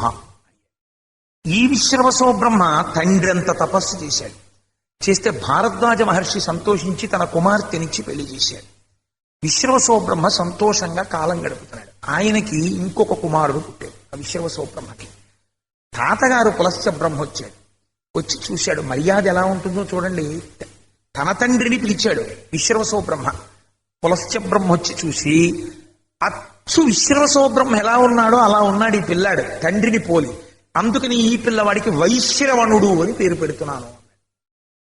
ఆ వైశ్రవణుడు అన్నాడు, నా తాతగారు నా తండ్రి గారికి ధర్మం అంటే ఎంత ఇష్టమో నాకు కూడా అంత ఇష్టం, అందుకని నేను కూడా తపస్సు చేసుకుంటాను అని తపస్సు చేశాడు. చతుర్ముఖ బ్రహ్మగారు ప్రత్యక్షం అయ్యారు ఇంద్రుడితో కలిసి. ప్రత్యక్షమైన ఆయన నీకేం కావాలన్నారు అంటే ఆయన అన్నాడు, నాకు ధర్మమునందు బుద్ధి ఉండాలి, నాకు లోకాధిపత్యం కావాలన్నాడు. తప్పకుండా ఇస్తాను. ఇప్పటికీ ఇంద్రుడు వరుణుడు యముడు ముగ్గురున్నారు, 4వ స్థానం నీకు ఇస్తున్నాను. నువ్వు నవనిధులకు అధిపతి అవుతావు, కుబేరుడు అని పెంచుకుంటావు. నువ్వు అపార ఐశ్వర్యవంతుడవై లోకపాలకత్వాన్ని వహిస్తావు, ధనాధిపతి అవుతావు. దీనితో పాటుగా నీకు నేను ఇంకొక వరం కూడా ఇస్తున్నాను, నీకు పుష్పక విమానం ఇస్తున్నాను. ఇదే రామాయణంలో ప్రధాన ఘట్టం, మీరు గుర్తుపెట్టుకోవాలి. ఇప్పుడు పుష్పక విమానం ఎవరి? కుబేరుడు కదండి, లేదా వైశ్రవణుడన్నా కుబేరుడన్నా ఒకటే. కుబేరుడన్న పేరు వేరు కారణం వల్ల వచ్చిందనుకోండి, ఇప్పుడు నేను దాని గురించి మాట్లాడను, మళ్ళీ అది దేవీ తత్వంలోకి వెళ్ళాలి. అందుకని ఆ మహానుభావుడు వైశ్రవణుడు పుష్పక విమానాన్ని పొందాడు. దానితో పాటుగా ధనాధిపత్యాన్ని పొందాడు. తండ్రి వంక తిరిగి అన్నాడు, నాన్నగారు నాకు ధనాధిపత్యం వచ్చింది, పుష్పక విమానం వచ్చింది, మీరు ఎక్కడ ఉండమంటే నేను అక్కడ ఉంటాను. అంటే తండ్రి గారు అన్నాడు, నువ్వు నాకు పెద్ద కుమారుడు కనుక నీకు నేను దక్షిణ దిక్కున ఉన్నటువంటి లంకాపట్టణాన్ని రాక్షసులు విడిచిపెట్టేశారు, నువ్వు ఆ కాంచన లంకని నీ రాజ్యంగా చేసుకుని ఏలుకో అన్నాడు. అంటే వైశ్రవణుడు వెళ్ళి లంకాపట్టణాన్ని చక్కగా ధర్మబద్ధంగా పరిపాలన చేస్తున్నాడు. విష్ణువు చేత ఓడిపోయినటువంటి రాక్షసులందరూ పాతాళ లోకానికి వెళ్ళిపోయారు.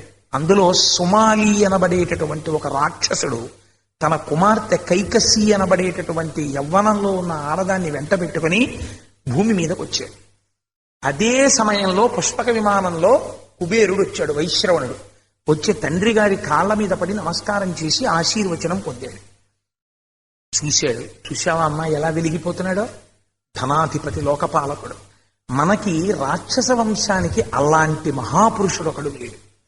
అంతటి తేజోవంతుడైన వాడొకడు మనకి నాయకత్వం వహిస్తే మనం మళ్ళీ దేవతల్ని ఓడించగలం. అందుకని తల్లి, నేను నిన్నొక్క కోరిక కోరుతున్నాను.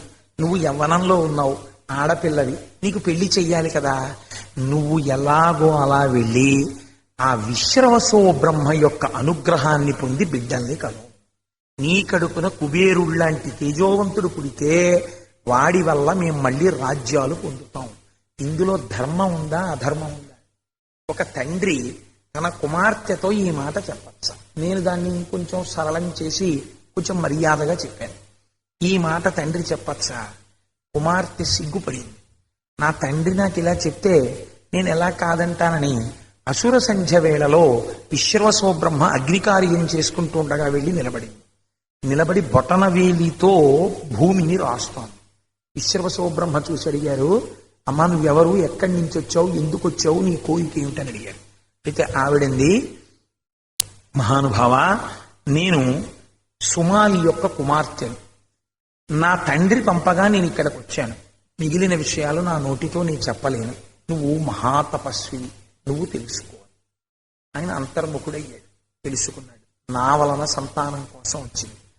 ఇక్కడ ఒక ధర్మశాస్త్రం ఉంది, అది సభాముఖంగా చెప్పేది కాదు. అందుకని ఆవిడ వచ్చినటువంటి వేళలో ఆమెకి పుత్ర సంతానాన్ని అనుగ్రహించాడు ఋషి. కానీ ఆయన ఒక్క మాట అన్నాడు. ఆయన మహాపురుషుడు విశ్రవసో బ్రహ్మ. ఇదే మీకు భాగవతం 3వ స్కంధం అనుకుంటాను, 4వ స్కంధమో, అక్కడ కూడా వస్తుంది.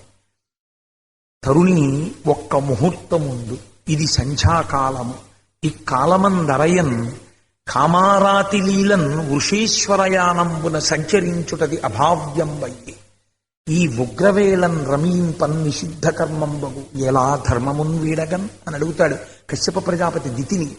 అసుర సంధ్య వేళలో భార్యా సంగమం చేస్తే లోకకంటకులైన వాళ్ళు పుడతారు. కాశ్యపు తాళు, నేను ఇప్పుడు నీతో సంగమించకూడదని చెప్తాడు. ఆవిడ అటువంటి అసుర సంధ్య వేళలో వచ్చి సంతానం కావాలని విశ్రవసో బ్రహ్మని అడిగింది. ఆయన అన్నాడు, తథాస్తు, నీ కోరిక తీరుతాను. కానీ నీవు ఉగ్రమైన వేళలో వచ్చి నన్ను అడిగావు కాబట్టి పరమ లోకకంటకులు, భయంకరులు, రాక్షసులు నీ కడుపున జన్మిస్తారన్నాడు. మొట్టమొదట పిల్లవాడు పుట్టాడు. కాటుక కొండ ఎలా ఉంటుందో, ఇలా రాశి పోసేసిన మినువులు ఎలా ఉంటాయో మాషరాశ ప్రతీకాశం నిశ్వసంతం భుజంగవత్ గాంగే మహతి తోయాం తే ప్రసుప్తమివ కుంజరం. అంత నల్లటి వాడు 10 తలలతో, ఎర్రటి నాలుకలతో, ఎర్రటి పెదువులతో, ముళ్ళ కంపల్లాంటి జుత్తుతో భయంకరమైన ఏడుపు ఏడుస్తూ పుట్టాడు. నక్కలు ఓడలు వేశాయి, అగ్నిహోత్రం చెలరేగింది, రక్తం ఆకాశంలోంచి వర్షింపబడింది. అందరూ దేవతలు ఋషులు అదిరిపడ్డారు. వచ్చి చూశాడు విశ్రవసో బ్రహ్మ, తండ్రి కదా, వీడు లోకంలో 10 తలకాయలతో పుట్టాడు, ఎవరు పుట్టరేలాగా, అందుకని వీడికి దశగ్రీవుడు అని నామకరణం చేస్తున్నాను. ఆ తర్వాత ఒకడు పుట్టాడు, వాడంతటి పెద్ద ఆకారం త్రేతాయుగంలో ఇంకా లేదు, పెద్ద అదే పెద్ద శరీరం, అందుకని వాడికి కుంభకర్ణుడు అని పేరు పెట్టాడు. ఆవిడ ఏడ్చింది.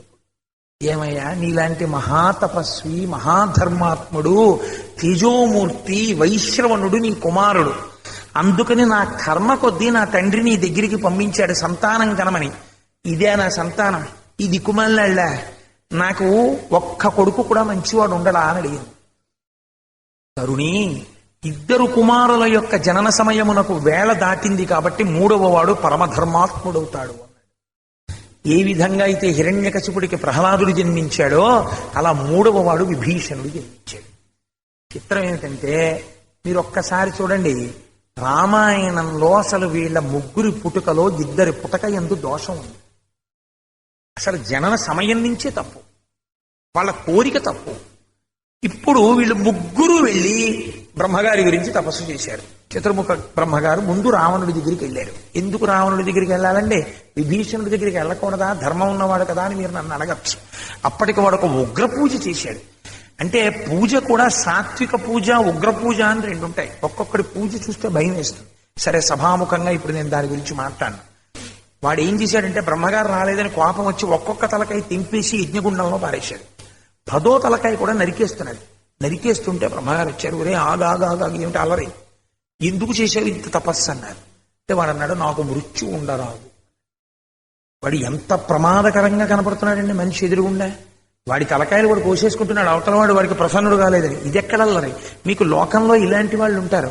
నువ్వు నన్ను ప్రేమించకపోతే నిన్ను కాల్చేస్తానంటాడు వాడు యాసిడ్ పోసి. అదేంటి? ప్రేమించడం అనేటటువంటిది మనోసంబంధమైన విషయం, అంతేకాని నిర్బంధ ప్రణయము అన్నాను అనుకోండి, నేను బలవంతముగా ప్రేమించుట అన్నాను అనుకోండి, ఆ మాటకు అర్థం ఉందా? నేను నా భార్యని ప్రేమిస్తే అది స్వచ్ఛందం, నేను నా భార్యని ప్రేమించాను. అంతేగాని మా ఆవిడ పోరు పడలేక ప్రేమిస్తానండి అన్నాను అనుకోండి, అప్పుడు అది ప్రేమ ఎందుకు అవుతుంది? నువ్వు నన్ను ప్రేమించకపోతే యాసిడ్ పోస్తానన్నది ప్రేమ ఎందుకు అవుతుంది? అసలు ఆ మాట తప్పు, అది రాక్షసత్వం. నేను క్రౌర్యముతో ఉన్నాను అనాలి. దాన్ని ప్రేమ అన్న మాట ఒకటి తప్పుగా వాడుతున్నారు. మీకు శాస్త్రంలో ఏమిటో తెలుసా అండి? ఒక 100 ఆటం బాంబులు పెళ్ళిపోయాయి అనుకోండి, జరిగేటటువంటి నష్టం కన్నా ఒక తప్పు మాట వాడరాని చోట మీరు వాడితే దాని వల్ల కొన్ని తరాలు నాశనం అయిపోతాయి. ఇవాళ ప్రేమ అన్న మాట క్రౌర్యము, రాక్షసత్వం అన్న చోట ప్రేమ అన్న మాట వాడబడుతోంది. కామము అన్న చోట ప్రేమ వాడబడుతోంది. ఈ ప్రేమ అన్న మాట వెనక ఉండేటటువంటి సహజమైనటువంటి సరళత్వాన్ని, అందులో ఉన్నటువంటి వెన్నపూస తత్వాన్ని మాత్రమే దృష్టిలో పెట్టుకుని అగ్నిహోత్రంలో శలభాల్లో పడిపోతున్నారు. దిక్కుమాల రచయితలు సినిమాలకి ప్రేమ అన్న మాట కామం దగ్గర వాడి జాతిని నాశనం చేశారు. నేనైతే ఓ మాట అంట, ఇంత తప్పుడు రచన చేసినటువంటి వాణ్ణి ఉరి తీసి వాడి శవాన్ని కూడా 10 మాటలు ఉరి తీసిన దోషం లేదు. నువ్వు రాసిన ఒక తప్పుడు రాతకి కొన్ని తరాలు నశించిపోతున్నాయి. ఎంతమంది తల్లిదండ్రులు ఏడుస్తున్నారో, ఎంతమంది అగ్నిహోత్రంలో శలభాల్లా పడిపోతున్నారో నువ్వు రాసిన దిక్కుమాలిన డైలాగు. నీకు ప్రేమ అన్న మాట ఎక్కడ వాడాలో తెలియదు, కామం అన్న మాట ఎక్కడ వాడాలో తెలియదు, నీకు రాక్షసత్వం ఎక్కడ వాడాలో తెలియదు, మానవత్వం ఎక్కడ వాడాలో తెలియదు. నువ్వు ఒక చోట వాడవలసింది ఒక చోట వాడుతున్నావు. రావణుడి తత్వాన్ని రాముడికి చెప్పి రాముడి తత్వాన్ని రావణుడికి చెప్తే రామాయణమే మారిపోతుంది. కామము దగ్గర ప్రేమ అన్న మాట వాడుతున్నారు. ఇది ఎలా ఉంటుందంటే అమృతము అని చెప్పి విషం తాగించడంతో సమానం. ఇవాళ దీన్ని అడిగిన వాడు లేడు, దీన్ని ప్రశ్నించిన వాడు లేడు, దీని గురించి జవాబుదారీతనం లేదు. దీనివల్ల ఎంత నాశనం అయిపోతోందో సమాజం అర్థం లేదు. నేను సినిమాల గురించి పేరెత్తితే నాలోంచి వీరభద్రుడు వస్తాడు. ఎందుకు ఇప్పుడు అనవసరంగా హాయిగా శివుడిగా ఉన్నవాడు శివుడిగా ఉంటే బాగుంటుంది, ఎందుకు ఉగ్రుడు కావడం, కాబట్టి ఉపశాంతి పొందుగాక అని నాకు నేను ఆశీర్వచనం చేసుకుని. చూడండి, రావణాసురుడు వ్యగ్రతతో జన్మించాడు, పూజయందు వ్యగ్రత. అసలు ఆ పూజ ఏమిటంటే తలకాయలు కొట్టేసుకోవడానికి. బ్రహ్మగారు ప్రత్యక్షం అయ్యే వరకు నువ్వు ఆరాధన చేసుకో, తలకాయలు కొట్టేసుకుంటాను, కాళ్ళు కొట్టేసుకుంటాను, చేతులు కొట్టేసుకుంటాను, అదొక భావనా వ్యగ్రత. సరే వచ్చారు పాపం మహాత్ముడు, ఏం కావాలన్నారు, నేను చావకూడదన్నాడు. ఇంకేమైనా ఉందండి ఇలాంటి వాడికి ఇస్తే చావకుండా వరం ఆయన అన్నాడు. అలా కుదరదండి, అసలు చావకుండా ఉండడం అనేటటువంటి మాట లేదు, ఎవడైనా చచ్చిపోతాడు. ఇంకో మాట ఏమైనా అడిగాను, అలా చెప్పేసి వెళ్ళిపోవచ్చు కదా, బ్రహ్మగారు రామాయణమే ఉండదు కదా, గొడవ ఉండదు అంటే. ఆయన ధర్మం ఆయనకు ఉంది, ఇంత తపస్సు చేసిన వాడికి వాడు ఏదో కోరిక తీర్చి వెళ్ళాలి అంటే. వీడన్నాడు, అయితే నేను కొన్ని అడుగుతాను, ఏమిటో తెలుసా, దేవతలు, యక్షులు, పన్నగములు, నాగములు ఇలాంటి వాటి చేత నాకు మరణం ఉండకూడదు. ఆయన అన్నాడు తథాస్తు అన్నాడు. వీడు ఏమనాలి, ఓ నమస్కారం అండి అన్నాడు. అలా అని ఊరుకోలేదండి వీడు. ఆయన ఏమన్నాడంటే, రావణాసురుడు, నేను మనుషుల్ని వానరాల్ని అడగను. ఎందుకు అడగనో తెలుసా, నీచ ప్రాణులు వాళ్ళు ఏం చేస్తారు, తృణభూతహిత అన్నాడు. వాళ్ళు గడ్డి పరకతో సమానం, వాళ్ళిద్దరి పేర్లు నేను కలపను. వాడికి అంత అహంకారమో చూడండి. ఎవరి చేత పోయాడు, వీళ్ళిద్దరి చేత చచ్చిపోయాడు. అంటే అందుకే రావయతి అసత్ప్రలాపాన్ కారయతీతి ఇది రావణ. రావణుడంటే ఎక్కడుంటాడో తెలుసా అండి, అసలు అనవసరం చోటుకి వెళ్ళి అక్కడ అలా మాట్లాడవలసిన అవసరం ఏమి ఉండదు. వాడు అక్కడికి వెళ్ళి ప్రయత్నపూర్వకంగా ఎందుకో వాడంతటి వాడు అవతల వాళ్ళ దగ్గరికి వెళ్ళిపోయి, నా అంతటి వాడిని నేను, వాడెంతండి మనకు పురుగు, వాడి పెద్ద మనం లెక్క పెట్టాం సార్, వాడి సంగతి మనకెందుకండి అంటే. ఇప్పుడు ఇలా సభలో ఉన్నారనుకోండి, ఎవరో మీ దగ్గరికి వచ్చి కూర్చున్నారనుకోండి, మీతో మాట్లాడుతూ, అయ్యా రామచంద్రారు బాగున్నారా, చాలా సంతోషం. పరబ్రహ్మమునకు చెందిన శక్తి మిథిల యందు జన్మించింది. ఈ శక్తి శివుడి పక్కకి చేరాలి. శివుడెవరో లేదా బ్రహ్మమెవరో నారాయణుడెవరో ఎవరు నిర్ణయించాలి అంటే, ఎవరు శివుడో వాడే శివధనస్సుని ఎక్కువ పెట్టగలడు. శివుడు అంటే మంగళప్రదుడు కాబట్టి ఇప్పుడు శివకేశవ అభేదం ఏది. కాబట్టి ఇప్పుడు ఏం చెయ్యాలి, ఎవరు వచ్చి శివధనస్సు ఎక్కువ పెడతాడో ఆ ధనస్సుని ఎక్కువ పెట్టడం అంటే మాయాశక్తిని వహించుట, మాయను నియమించుట, మాయను ధరించుట. ఇది ఎవడు చేయగలడో వాడు పరబ్రహ్మము. మమ మాయా దురత్యయ అంటాడు భగవద్గీత. ఈ మాయ అందరికీ వశురాలు కాదు. ఎవరు తనదిగా చేసుకోగలడో వాడు పరబ్రహ్మము. పరబ్రహ్మను నేనెలా గుర్తుపడతాను, శివధనస్సుని ఎక్కుపెట్టిన వాడు బ్రహ్మమై ఉంటాడు. అందుకని ధనస్సుని మిషపెట్టాడు. ఇప్పుడు ఎవరు కనబడుతున్నాడు, ఇన్నాళ్ళు పిల్లాడనుకున్నాను, కాదు కాదు, ఇది పరమాత్మ. పరమాత్మకి పర్యాయ పదం అద్భుతం అని. అందుకని అత్యద్భుతం, అకింత్యంచ, నేను ఊహించలేదు, అతర్కితం, దీని మీద వాదన లేదు. ఏమాశ్చర్యం, దాశరథేరహం, పరబ్రహ్మము దాశరథిగా నడయాడుతున్నది గుర్తుపట్టాడు జనకుడు.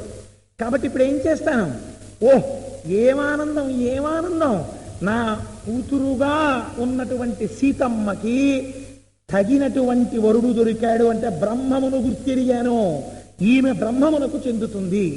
కాబట్టి ఇప్పుడు ఏం చేశాడు, గబగబా పూర్ణ కలశం చేత్తో పట్టుకుని కన్యాదానం చేసేయడానికి రాముడి దగ్గరికి వెళ్ళాడు. బాలకాండలో ఎలా చెప్పారో తెలుసా అండి, విశ్వామిత్రుడు కబురు చేయమన్నాడు దశరథ మహారాజు గారికి, కబురు చేశారు. ఆ రోజుల్లో ఇక్ష్వాకు వంశంలో ఒక అలవాటు ఉంది, వివాహానికి వెళ్ళేటప్పుడు భార్యల్ని తీసుకెళ్లారు, పురుషులు ఒక్కరే వెడతారు.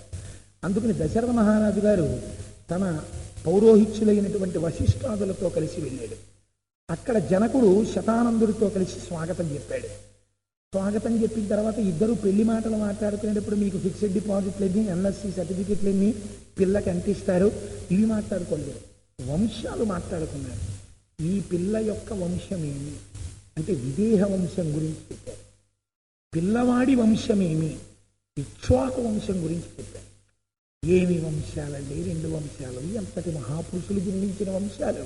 వీళ్ళిద్దరికీ సరిపోయింది వంశం, ఇద్దరికి వయస్సు సరిపోయింది, అందం సరిపోయింది, శీలం సరిపోయింది, శీలం అంటే స్వభావం. అందుకని వివాహం చేసేద్దాం. అని స్నాతకం చేశారు రామచంద్రమూర్తికి దశరథ మహారాజు గారు. పరబ్రహ్మమునకు స్నాతకం చేసిన భాగ్యాన్ని పొందినవాడు దశరథుడే ప్రపంచంలో. తీసుకొచ్చి ఇయం సీత, అక్కడ ఎలా చెప్పాడో అలాగే చెప్తాడు జనకుడు ఇక్కడ. మమ సుత, ఈమె ప్రొనౌన్ వేస్తారు అక్కడ. ఈమె, మీరు కళ్యాణం చేసినా ఇదే చెప్తారు, ఈమె నా కూతురు. ఇయం సీత మమ సుత సహధర్మచరీతవా. ఈ మాటలు మహర్షి మర్చిపోరు. ఈమె సహధర్మచరీతవా, నీతో కలిసి ధర్మమునందు నడుస్తుంది. సహధర్మచరీతవా ప్రతీచ్ఛ చైనాం భద్రంతే పాణిం గృహ్ణీష్వ పాణినా పతివ్రత మహాభాగ ఛాయేవానుగత సదా. ఈ పిల్ల ఇక ముందు ఇతపూర్వం నోములు నోచింది, ఇతపూర్వం పూజలు చేసింది. దేని కొరకు తెలుసా? మంచి భర్త రావాలని. ఇప్పుడు కూడా నోములు నోస్తుంది, పూజలు చేస్తుంది. దేని కొరకు తెలుసా? పతివ్రత, నీ యొక్క అభ్యున్నతి కొరకు చేస్తుంది. అందుకని పతివ్రత మహాభాగ ఛాయేవానుగత సదా. నీ నీడ నీ వెంట ఎలా వెడుతుందో ఈమె నీ వెంట అలా వెడుతుంది. నీ నీడ నిన్ను విడిచిపెట్టదు కదా, అలాగే ఈమె కూడా నిన్ను విడిచిపెట్టదు అని వాళ్ళిద్దరి చేతులలో చేతులు వేసి, ఆ రోజులలో పాణిగ్రహణం ప్రధానం, పాణిగ్రహణం చేయించి భద్రంతే అని వివాహాన్ని పూర్తి చేశారు. బాలకాండలో చెప్పబడినటువంటి సీతా కళ్యాణం ఇక్కడ వరకు. ఇప్పుడు నేను దీన్ని అయోధ్యకాండలో సీతా కళ్యాణంతో కలుపుతాను. అదేంటంటే 2 సార్లు జరిగిందా? సీతా కళ్యాణ ఘట్టాన్ని ఎప్పుడైనా రిపీట్ చేశారా మళ్ళీ సరదాగా ఉంటుందని? మళ్ళీ సీతారాముల వివాహం షష్ఠిపూర్తిలో ఏమైనా ఉందా? కాదు. ఒక గమ్మత్తు జరిగింది. అరణ్యవాసానికి సీతారాములు బయలుదేరి వెళ్ళిన తరువాత ఆ అత్రి మహర్షి యొక్క ఆశ్రమానికి వెళ్ళారు. వెళితే అత్రి మహర్షి యొక్క భార్య మనసు తగులుతోందమ్మా, నాకే ఇవాళ కొంచెం బడగితే ఎక్కువగా ఉండి శరీరం చెంత పడుతోంది తప్ప దాని ఎందు దోషం లేదు, నీ ఎందు అసలు లేదు. అందుచేత చూడండి, హరి అత్రి మహర్షి యొక్క భార్య అనసూయ. ఆ అనసూయ సాధ్వి మహాపతివ్రత. ఆవిడ ఎంత పతివ్రత అంటే సూర్యచంద్రుల యొక్క గమనమును శాసించగలదు. ఆవిడ వేరొక పతివ్రతకి ప్రాణదానం చేయడం కోసం సూర్యచంద్రుల యొక్క గమనాన్ని ఆపు చేసేసింది ఒకసారి. అసలు అనసూయామాత యొక్క గొప్పతనం చెప్పుకుంటే అదొక్కటే కొన్నాళ్ళ ప్రసంగం. అంత గొప్ప తల్లి సతీ అనసూయ.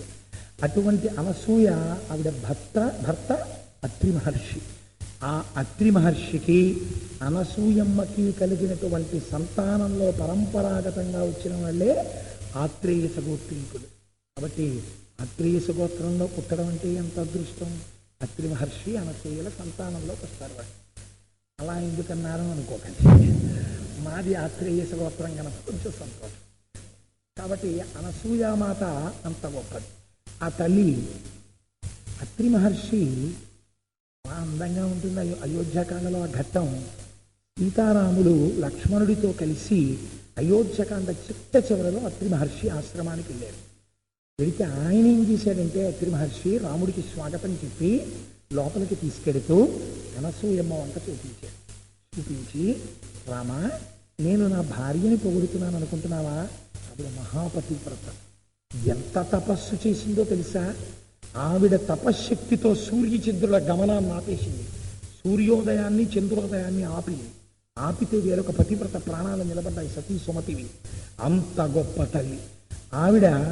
దేశమంతా క్షామం వస్తే తన తపశ్శక్తితో అన్నదానం చేసింది. అటువంటి అనసూయ ఆవిడ ఇప్పుడు ఎలా ఉందో చూశావా అన్నాడు. ఒడిలిపోయి శరీరం అంతా ముడతలు పడిపోయి గడగడ గడగడ ఉనికిపోతుంటే తలంతా ముగ్గుబుట్ట అయిపోయి గాలికి కదిలిపోతున్నటువంటి అరటి చెట్టు ఎలా ఉంటుందో అలా ఉంది ఆవిడ. ఆవిడ వంక చూసి అత్రి మహర్షి అంటాడు, ఒక ఇంటికి అతిథి వస్తే ఒక యజమాని మాట్లాడే మాట ఆయన సంస్కారాన్ని చెప్తుంది. అత్రి మహర్షి సీతమ్మ వంక చూసి ఆ అనసూయ వంక చూసి అంటాడు, అనసూయ మహాభాగ తాపసీ ధర్మచారిణి ప్రతిగృహ్ణీష్వ వైదేహి అంటాడు. ఆవిడ అనసూయాం మహాభాగాం తాపసీం ధర్మచారిణీం. ఈ మాట మహర్షి వదలరండి అసలు. ధర్మచారిణీం, అపారముగా ధర్మము తెలుసున్నది, ధర్మమును అనుష్ఠించినది. కాబట్టి ధర్మచారిణీం ప్రతిగృహ్ణీష్వ వైదేహీం అబ్రవీదృషిసత్తమః. ఓ అనసూయ, సీతమ్మ చేపట్టుకుని లోపలికి తీసుకెళ్ళు. ఇది మహర్షి అండి ఏ ఒక్క చిన్న సన్నివేశాన్ని వదిలిపెట్టరు. మనం ఇంటికి ఎవరైనా కొత్త దంపతులు వచ్చారనుకోండి, మన ఇంటికి వస్తే ఆడపిల్ల కొత్తగా పెళ్ళయింది, ఏదో వచ్చింది, పాపం ఇప్పుడు ప్రస్తుతం కొంచెం కష్టంగా ఉంది, ఆవిడ్ని అందరితో పాటు కూర్చోపెట్టుకున్నారనుకోండి, ఆ పాపం ఆవిడ కొంచెం చిన్నబుచ్చుకుంటుందేమో అనో, లేకపోతే ఇంటికి వచ్చినటువంటి ఆవిడ మగవాళ్ళ మధ్యలో కూర్చోబెడితే కించిత్ సిగ్గుపడుతుందేమో, అయోనిజ జనక మహారాజు గారి కుమార్తె, దశరథ మహారాజు గారి పెద్ద కోడలు, రామచంద్రమూర్తి ఇల్లాలు అరణ్యంలో నడిచి రాలేదండి, పేరు మాట నీ ఇంటికి వచ్చింది, నీ సంస్కారం ఏమైంది? అందుకు ఆయన అన్నాడు ప్రతిగృహ్ణీష్వ వైదేహీం. అనసూయ, పట్టుకుని సీతమ్మ లోపలికి తీసుకెళ్ళు. గొప్ప మాట అండి. తన భార్యని పిలిచి, ఏమో అమ్మాయిని లోపల కూర్చోబెట్టి అని అన్నారనుకోండి యజమాని, ఆవిడ గబగబా వచ్చి రామ్మ అని పట్టుకుని లోపలికి తీసుకెళ్ళి కూర్చోబెట్టుకుని మాట్లాడేటప్పుడు ఇతపూర్వం ఎందరో కనపడ్డారు. అందరితో సీతమ్మ మాట్లాడింది, ఋషుల భార్యలతో. ఇప్పుడు సర్టిఫికెట్ ఇచ్చాడు అత్రి. ఈవిడ మహాభాగం, అటువంటి క్యారెక్టర్ లేదు ఇంకా అనసూయ లాంటి క్యారెక్టర్. ఇప్పుడు అనసూయ మాట్లాడుతోంది. మాట్లాడితే ఎలా ఉండాలండి? అనసూయ మాట్లాడితే పిచ్చి పిచ్చిగా, అర్థం లేకుండా, వెర్రి వెర్రిగా మాట్లాడితే బాగుంటుందా? సీతమ్మతో మాట్లాడాలి. ఎంత జాగ్రత్తగా ఉండాలి ప్రతి శ్లోకం. చతుర్ముఖ బ్రహ్మగారి వరం వాల్మీకి మహర్షికి, నువ్వు ఆచమనం చేసి ఘంటం పట్టుకుంటే నీకు రామాయణం కళ్ళ ముందు కనపడుతోంది ఆయనకు. అందుకుని రచిస్తున్నారు శ్లోకాలు. ఆవిడ అడిగింది, ఏమమ్మా నీవు వివాహం అవగానే కొద్ది కాలం ఆనందం అనుభవించిన తరువాత అరణ్యవాసానికి వచ్చేసావు అని నేను విన్నాను. చాలా కష్టాలు పడుతున్నావు తల్లి. అయితే నాకొక్క మాట అనిపిస్తుంది, లోకంలో కొంతమంది స్త్రీలు పురుషుడు ఐశ్వర్యమును కలిగి, అభ్యున్నతిని కలిగి, అధికారమును కలిగి, ఆరోగ్యమును కలిగి, దారుఢ్యమును కలిగి ఉన్నప్పుడు ఆయన్ని అనుగమించి ఉంటారు. వీటిలో ఏదైనా పురుషుడికి లోపం కలిగితే ఆయన పట్ల తిరస్కార భావమనందుంటారు. ఇటువంటి స్త్రీలు దూష్యమైనటువంటి నడువడి కలిగినటువంటి వారు, ధర్మము తప్పి భర్తని గౌరవించకుండా, భర్త ఉపచారం చెయ్యకుండా, భర్త పట్ల మర్యాద లేకుండా, భర్త శుశ్రూష లేకుండా ఎన్ని పూజలు చేసిన స్త్రీ అయినా, ఎన్ని నోములు పట్టిన స్త్రీ అయినా నాకు తెలుసున్నంత వరకు సూర్యచంద్రులంత కాలం నరకంలో ఉంటుందని నేను అనుకున్నాను. యథార్థమేనంటావా అన్నాడు. ఎవరు చెప్తున్నారండి ఈ మాటలు? అనసూయమ్మ చెప్తాను. చెప్పి సీతమ్మ వంక చూస్తే సీతమ్మ తల్లి ఒక నవ్వు నవ్వి, అమ్మా నువ్వు రాముడితో కలిసి అరణ్యవాసానికి వచ్చేసావని విన్నాను. సీతమ్మ, నువ్వు రాముడితో కలిసి అరణ్యవాసానికి వచ్చి అరణ్యవాసంలో రాముడితో కలిసి ఉండడంలో నీ మనస్సు ఏమీ బాధపడలేదు కదా? అయోధ్య నేలవలసిన వాడు అరణ్యాలు పట్టి తిరుగుతున్నాడు, ఆయనతో పాటు నేను తిరుగుతున్నాను, ఆయనతో పాటు కందమూలాలు తింటున్నాను, అడవిలో తిరుగుతున్నానని నీ మనస్సు కుందలేదు కదా? నువ్వు సంతోషంగానే ఉన్నావు. నిన్ను చూస్తే నాకు ఎంతో సంతోషంగా ఉందమ్మా. ఈ వయస్సులో భర్తను అనుగమించి వచ్చావు, ఎంత ధర్మం పాటించావు తల్లి. అంటే సీతమ్మంది, పతి శుశ్రూష అన్నదే స్త్రీకి పరమధర్మమమ్మా అంటాడు. అంటే సీతమ్మ తల్లి జవాబు చెప్తుంది. ఒక అద్భుతమైనటువంటి శ్లోకం చెప్తుంది. నేను ఇప్పుడు చదివాను రామాయణం, ఇన్ని కాండలు అస్తమానం గుర్తుంటాయా? కానీ ఒక ప్రయత్నం చేస్తాను. ఆ సీతమ్మ తల్లి అంటుంది అనసూయమ్మతోటి, అమ్మా ప్రాణి ప్రధాన కాళీ చ యత్పురా అగ్నిసన్నిధౌ అనుశిష్టా జనన్యాస్మి వాక్యం తదపి మే ధృతం. గొప్ప శ్లోకం చూడండి. మా అమ్మ నన్ను చిన్నతనంలో అంతఃపురంలో ఉన్నప్పుడు ఎప్పుడు ఏం చెప్పేదో తెలుసా అమ్మా? అత్తవారింట్లో ఎలా మసులుకోవాలో నాకు నేర్పేది. ఆఖరణ ఈ విషయాలు మా అమ్మ చిట్ట చివర ఎక్కడ వరకు నాకు చెప్తూ వచ్చిందో తెలుసా?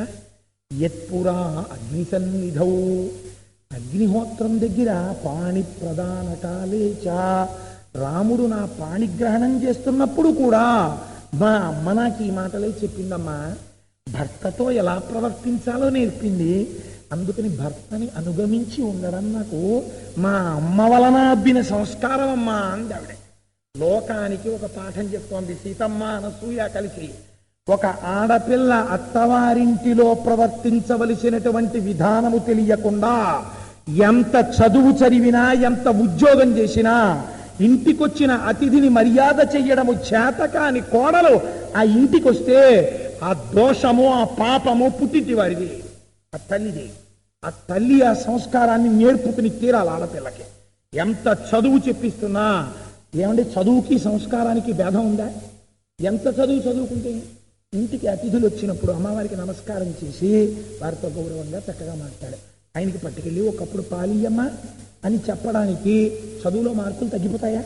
ఒక 5 నిమిషాలు ఇంటికి వచ్చిన వాళ్ళతో గౌరవంగా ప్రవర్తిస్తే ఇవాళ మన దేశంలో ప్రత్యేకించి మన కుటుంబాల్లో సంస్కారం ఇక్కడే చిపోతాం. ఇది సీతమ్మ తల్లి చెప్తోంది. ప్రాణి ప్రధాన కాలే చాయత్పురాత్యగ్ని సన్నిధౌ అనుశిష్ట జనన్యాస్మి. జనన్యాస్మి, మా అమ్మ చేత బోధింపబడ్డానమ్మా నేను అంది. పొంగిపోయి అనసూయ మాట అంది. నేను కూడా నీకొక్క మాట చెప్పాలనుకుంటున్నాను, విను తల్లి. నాతో విశిష్టం పశ్యామి. నేను చాలా తపస్సు చేశాను. నా వయస్సు చాలా పెద్దదైపోయింది, నా జుట్టు ముగ్గుబుట్టు అయిపోయింది, నా ఒళ్ళు ఉనికిపోతోంది, నేను చాలా పెద్దదాన్ని అయిపోయాను. ఇంత అనుభవాన్ని కలిపి సారాంశముగా మార్చి నీకొక మాట చెప్తున్నాను సీతమ్మ, వినండి. నాతో విశిష్టం పశ్యామి బాంధవం విమృశంచహం. ఎంత గొప్ప మాట చూడండి. సర్వత్రయోగ్యం వైదేహీ తపఫలం వివాహృతం. నాతో విశిష్టం పశ్యామి. ఇంత తపస్సు చేసి, ఇన్ని చదివి, ఇన్ని ధర్మం పాటించిన తర్వాత నాకు తెలిసింది ఏమిటో తెలుసా? ఆడదానికి భర్త కన్నా బంధువు ప్రపంచంలో వేరొకడు లేడు. ఆ భర్త ఎటువంటి వాడో తెలుసా? సిద్ధముగా ఉన్న తపఫలము వంటి వాడు. అపారమైన తపోబలం ఉన్నవాడు ఏం చేస్తాడు? తను తలుచుకుంటే అన్నాన్ని సృజిస్తాడు, తను తలుచుకుంటే ఆయుర్దాయాన్ని ఇస్తాడు. పక్కన ఉన్న భర్త ఎటువంటి వాడో తెలుసా? నీవు చేసిన కొన్ని కోట్ల కోట్ల సంవత్సరముల తపస్సు మూర్తీభవిస్తే ఎటువంటిదో భర్త అటువంటి వాడు. ఆ భర్త సుఖశాంతులు నీ చేతిలో ఉన్నాయి. అందుకనమ్మా భర్తని అనుగమించి వచ్చావు, చాలా సంతోషం తల్లి. అయితే నాకు ఇక్కడ ఒక చిన్న ఆశ్చర్యం కలుగుతోంది సీతమ్మ. మీ కళ్యాణం గురించి విన్నానమ్మా నేను ఇక్కడ, కానీ చూడలేకపోయాను, రాలేకపోయాను ఆ రోజుల్లో. ఏదో ఒక్కసారి మీ కళ్యాణ ఘట్టం చెప్దు అంటే సీతమ్మ ఎర్రపడిన ముఖంతో ఒక్కసారి సీతా కళ్యాణం జ్ఞాపకానికి వచ్చి మళ్ళీ సీతా కళ్యాణం చెప్తూ ఒక మాట అన్నాడు. ఎంత గొప్ప మాట చెప్పిందో తెలుసా అండి? మా లోకంలో యోగ్యుడు కానటువంటి పురుషుడు భర్తగా ఉన్నటువంటి స్త్రీలు ఆ భర్తని అనుగమించి పాతివ్రత్యంతో ఉన్నారే, వాళ్ళు వందనీయులు. భర్త దుర్మార్గుడైనా, దుశ్శీలుడైనా ఆ భర్త యందు దైవాన్ని చూసి వాళ్ళని అనుగమించారు కొందరు స్త్రీలు. పొగడవలసిన వాళ్ళు ఉంటే వాళ్ళమ్మ. మహానుభావుడు నా భర్త, పరమ ధర్మమూర్తి, నా యందు తప్ప వేరొకరి యందు మనస్సు లేనివాడు. ఆయన వంశంలో తండ్రి గారు దక్షిణ నాయకుడు, ఆయన కూడా వేరొక పత్నిని స్వీకరించవచ్చు, కానీ ఏకపత్ని వ్రతం కలిగినటువంటి వాడు, నన్ను తప్ప వేరొకరిని భార్యగా స్వీకరించని వాడు, ఆ దృష్టి లేనివాడు. ఇంకొక గమ్మత్తి ఉంటో తెలుసా అమ్మా? ఆయన తండ్రి గారైన దశరథ మహారాజు గారు అయోధ్యానగరంలో ఏ స్త్రీ వంక అయినా భార్యా దృష్టితో చూస్తే రాముడు వారిని తల్లి దృష్టితో చూస్తాడు. అటువంటి వాడన్నా నా భర్త. అటువంటి ధర్మాత్ముడితో అనుగమించి ఆయనకి నమస్కరించి ఆయనతో కలిసి నేను నడిచి ఆయనని గౌరవించడంలో పెద్ద గొప్పతనం ఏముందమ్మా? అది నా గొప్పతనం అంటావా అంది అమ్మవారు. ఇది సీతమ్మ తల్లి శీలం అంటే. ఈ మాట అన్న తర్వాత కళ్యాణం గురించి చెప్పమంటే తల్లి సంక్షిప్తంగా చెప్తూ ఒక మాట అంటుంది. సరే, రాముణ్ణి తీసుకురావడం, ధనుర్భంగం జరగడం వరకు చెప్పి సీతా కళ్యాణం బాలకాండలో చెప్పనటువంటి రహస్యాన్ని ఒకదాన్ని అమ్మవారి ఇక్కడ చెప్పి. ఏమిటా రహస్యం అంటే, పూర్ణ కలశం పట్టుకుని పరిగెత్తుకు వచ్చేసాడు కదా జనకుడు. జనకుడికి సీతమ్మ ఏ రకంగా కూతురని మీరు చెప్పగలరు?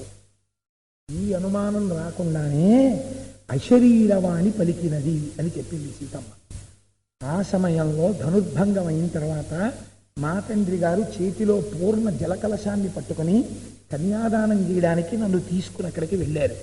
వెడితే ఆకాశంలోంచి ఒక మాట వినపడింది. అంతరిక్షే చవాగుప్త మానుషీ ప్రతిమా కిలా. ఈమె మనుష్య స్త్రీ కాదు. ఇది మీరు రామాయణంలో గమనించారు. రాముడు నరుడు, సీతమ్మ నరకాంత కాదు. ఎందుకని? అశరీరవాణి చెప్పింది. జననము చెప్పేస్తోంది ఆవిడ అయోధ్య. అశరీరవాణి కన్యాదాన సమయంలో చెప్పింది. అంతరిక్షే చవాగుప్త మానుషీ ప్రతిమా కిలా ఏవ ఏం తత్ నరపతే ధర్మేణ తనయా తవా. ఈమె దేవతా స్త్రీ, ఈమె మనుష్య స్త్రీ కాదు. అయినా ధర్మము చేత నీకు కుమార్తె. మహర్షి మర్చిపోరండి ఈ ధర్మం అన్నమాట. ఏమిటి ధర్మం అంటే, భూమిని తవ్విన వాడివి నువ్వు బిడ్డల కోసం యజ్ఞానికి. ఆమె నీకు తెలిసింది, నువ్వు పెంచావు, నా కూతురు అన్న భావనతో పెంచావు. ఆవిడ అంగీకరించి జానకి అని పిలిపించుకుంది. ఇక ధర్మము చేత నీకు కుమార్తె. ఆవిడ అయోనిజ అయినా దేవతా స్త్రీ అయినా ఈ కారణము చేత జనక మహారాజు గారికి కుమార్తె అయినది. ఏ కారణము చేత? ధర్మము చేత. ఇక మీరు ప్రశ్నించలేకుండా చెప్తారు. మహర్షి ఎక్కడైనా చెప్తే చాలా అందంగా మాట్లాడతారు. అందుచేత ధర్మేణ తనయా తవా అని పైనుంచి చెప్పింది. లేకపోతే కన్యాదానం ఎలా చేస్తారండి జనక మహారాజు గారు? అప్పుడు కన్యాదానం చేయడానికి మా నాన్నగారమ్మా పూర్ణ కలశం పట్టుకుని వచ్చాడు. వచ్చి రామా చేతులు చాపు, నీళ్లు పోసి మా అమ్మాయిని దానం చేస్తానన్నాడు. అంటే రాముడు ఏమన్నాడో తెలుసా అమ్మ? మా నాన్నగారితోటి ఒక గొప్ప మాట చెప్పాడు. ఆయన అన్నాడు, సీతమ్మ తల్లిని దీయమానా తువాగుప్త, ఇదిగోనయా సీతమ్మ తల్లిని స్వీకరించు అని అంటే, అవిజ్ఞాయ పితుచ్ఛంద, నేను ఈ పిల్లని పెళ్లి చేసుకుంటున్నానన్న విషయం మా నాన్నగారికి తెలియదు. మా నాన్నగారికి తెలియకుండా నేను వివాహం చేసుకోను. నాకు ఈయన భార్యగా ఉండొచ్చా ఉండకూడదా అన్న విషయం నిర్ణయించవలసిన వాడివి నువ్వు కాదు, నీ ప్రతిజ్ఞ కాదు. నేను క్షత్రియులను ధనస్సు ఎక్కువ పెట్టాను. ఇది విశ్వామిత్రుడు ధర్మాత్మ. చూసారా ఎలా అన్నాడు రాముడు? ధనస్సు చూశాను, క్షత్రియుడిని కాబట్టి ఎక్కువ పెట్టాను. పిల్లని పెళ్ళంగా చేసుకోవడం అంటావా? నా చేతిలో లేదు. ఎవరు నిర్ణయించాలి? అయోధ్యాధిపదే ప్రభో, నా తండ్రి గారు ఉన్నాడు అయోధ్యాధిపతి దశరథ మహారాజు గారు. అవిజ్ఞాయ పితుచ్ఛంద, మా నాన్నగారు నిర్ణయించకుండా, మా నాన్నగారు ఆజ్ఞాపించకుండా ఈ పిల్లని నేను భార్యగా స్వీకరించాను. ఇప్పుడు జనక మహారాజు గారు దశరథుడికి కబురు చేశాడు. దశరథుడు వచ్చి ఇరువంశాలు విన్నాడు. విన్న తరువాత, రామా ఈమెను నువ్వు భార్యగా స్వీకరించు. ఇప్పుడు రాముడు సీతమ్మని భార్యగా స్వీకరించాడు. అందుకని రామచంద్రమూర్తి శివధనుర్భంగం చేసి నన్ను పెళ్లి చేసుకోలేదమ్మా, అలా చేసుకోవాలని చెప్పాడు. దశరథ మహారాజు గారు మా మామగారు నిర్ణయించారు, నిర్ణయిస్తే నన్ను చేసుకున్నాడు. రామచంద్రమూర్తి మా మా ఆయనకి తండ్రి మీద ఉన్న గౌరవం అంటే అదమ్మా.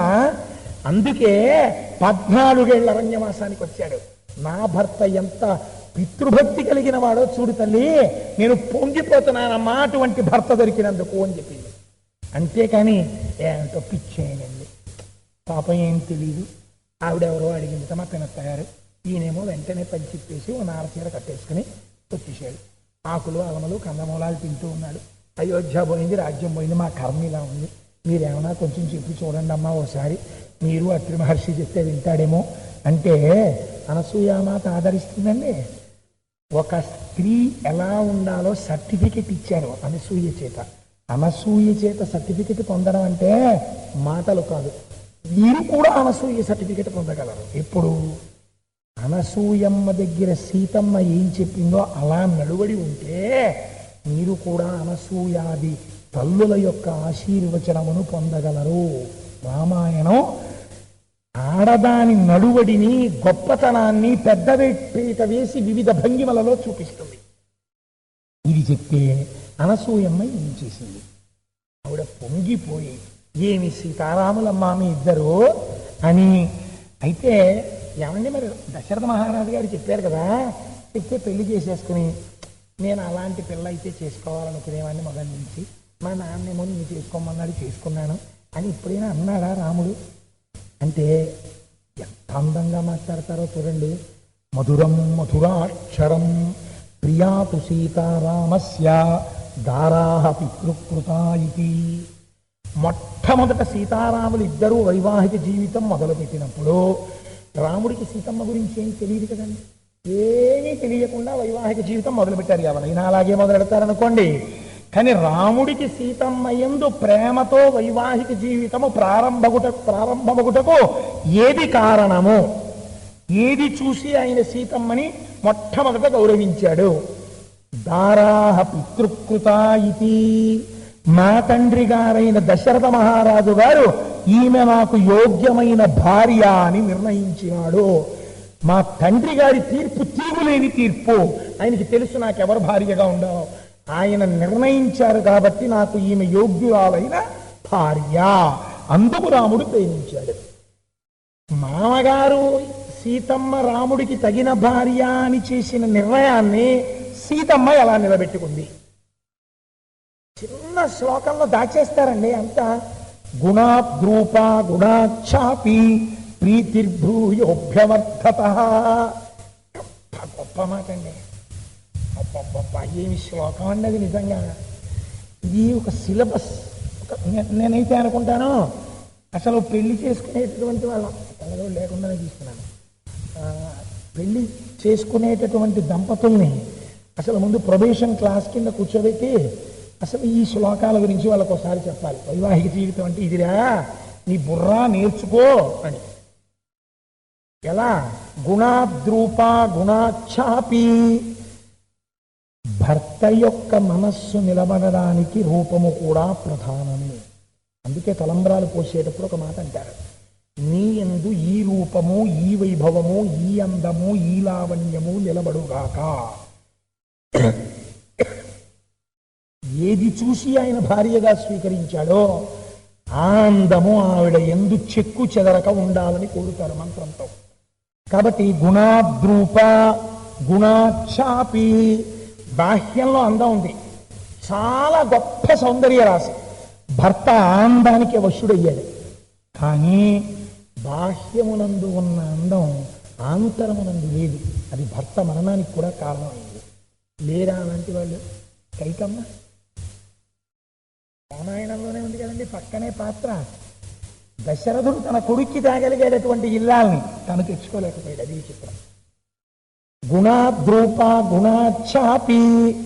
సీతమ్మ రాముని పట్ల తన గుణముల చేత ప్రీతిని పెంచుకున్నది. రోజు రోజుకి ఆయనతో మాట్లాడడంలో, ఆయనతో అనుగమించడంలో, ఆయన కష్ట సుఖాలు పంచుకోవడంలో, ఆయన్ని ఆనందంగా ఉంచడంలో. నేను ఒక చోట ఒక పుస్తకంలో ఒక మాట చదివాను. ఆ మాట చదివి నేను ఒక అరగంట సేపు కుర్చీలో వెనక్కి పడిపోయి ఉండిపోయాను. ఎంత గొప్ప మాట అంటే, అది వాక్యం చిన్నది. ఆయన అన్నాడు, భర్తకు విశ్రాంతి స్థానము భార్య. ఏం వాక్యం రా ఇది అనుకున్నాను నేను. ఎంత గొప్ప మాట రా ఇది అనుకున్నాను నేను. సాధారణంగా మనం ఏమంటాం? విశ్రాంతి స్థానము ఇల్లు అంటాం. ఆఫీస్లో ఏదో ఇబ్బంది వచ్చింది, లేకపోతే బజార్లోకి వెళ్ళాడు, ఏదో భారీగా నగ కొనుక్కొద్దామని 10,000 రూపాయలు జేబులో దవరో కొట్టేశాడు. ఇంటికి వెళ్ళాడు, మనసు కుపితం అయిపోతుంది బాధతో. 10,000 రూపాయలు పోయి ఇంటికి వెళ్ళి దిగాలుగా కూర్చున్నాడు. ఆవిడొచ్చి, ఏమండి అలా కూర్చున్నారేంటి, నగ తేలేదా అంది.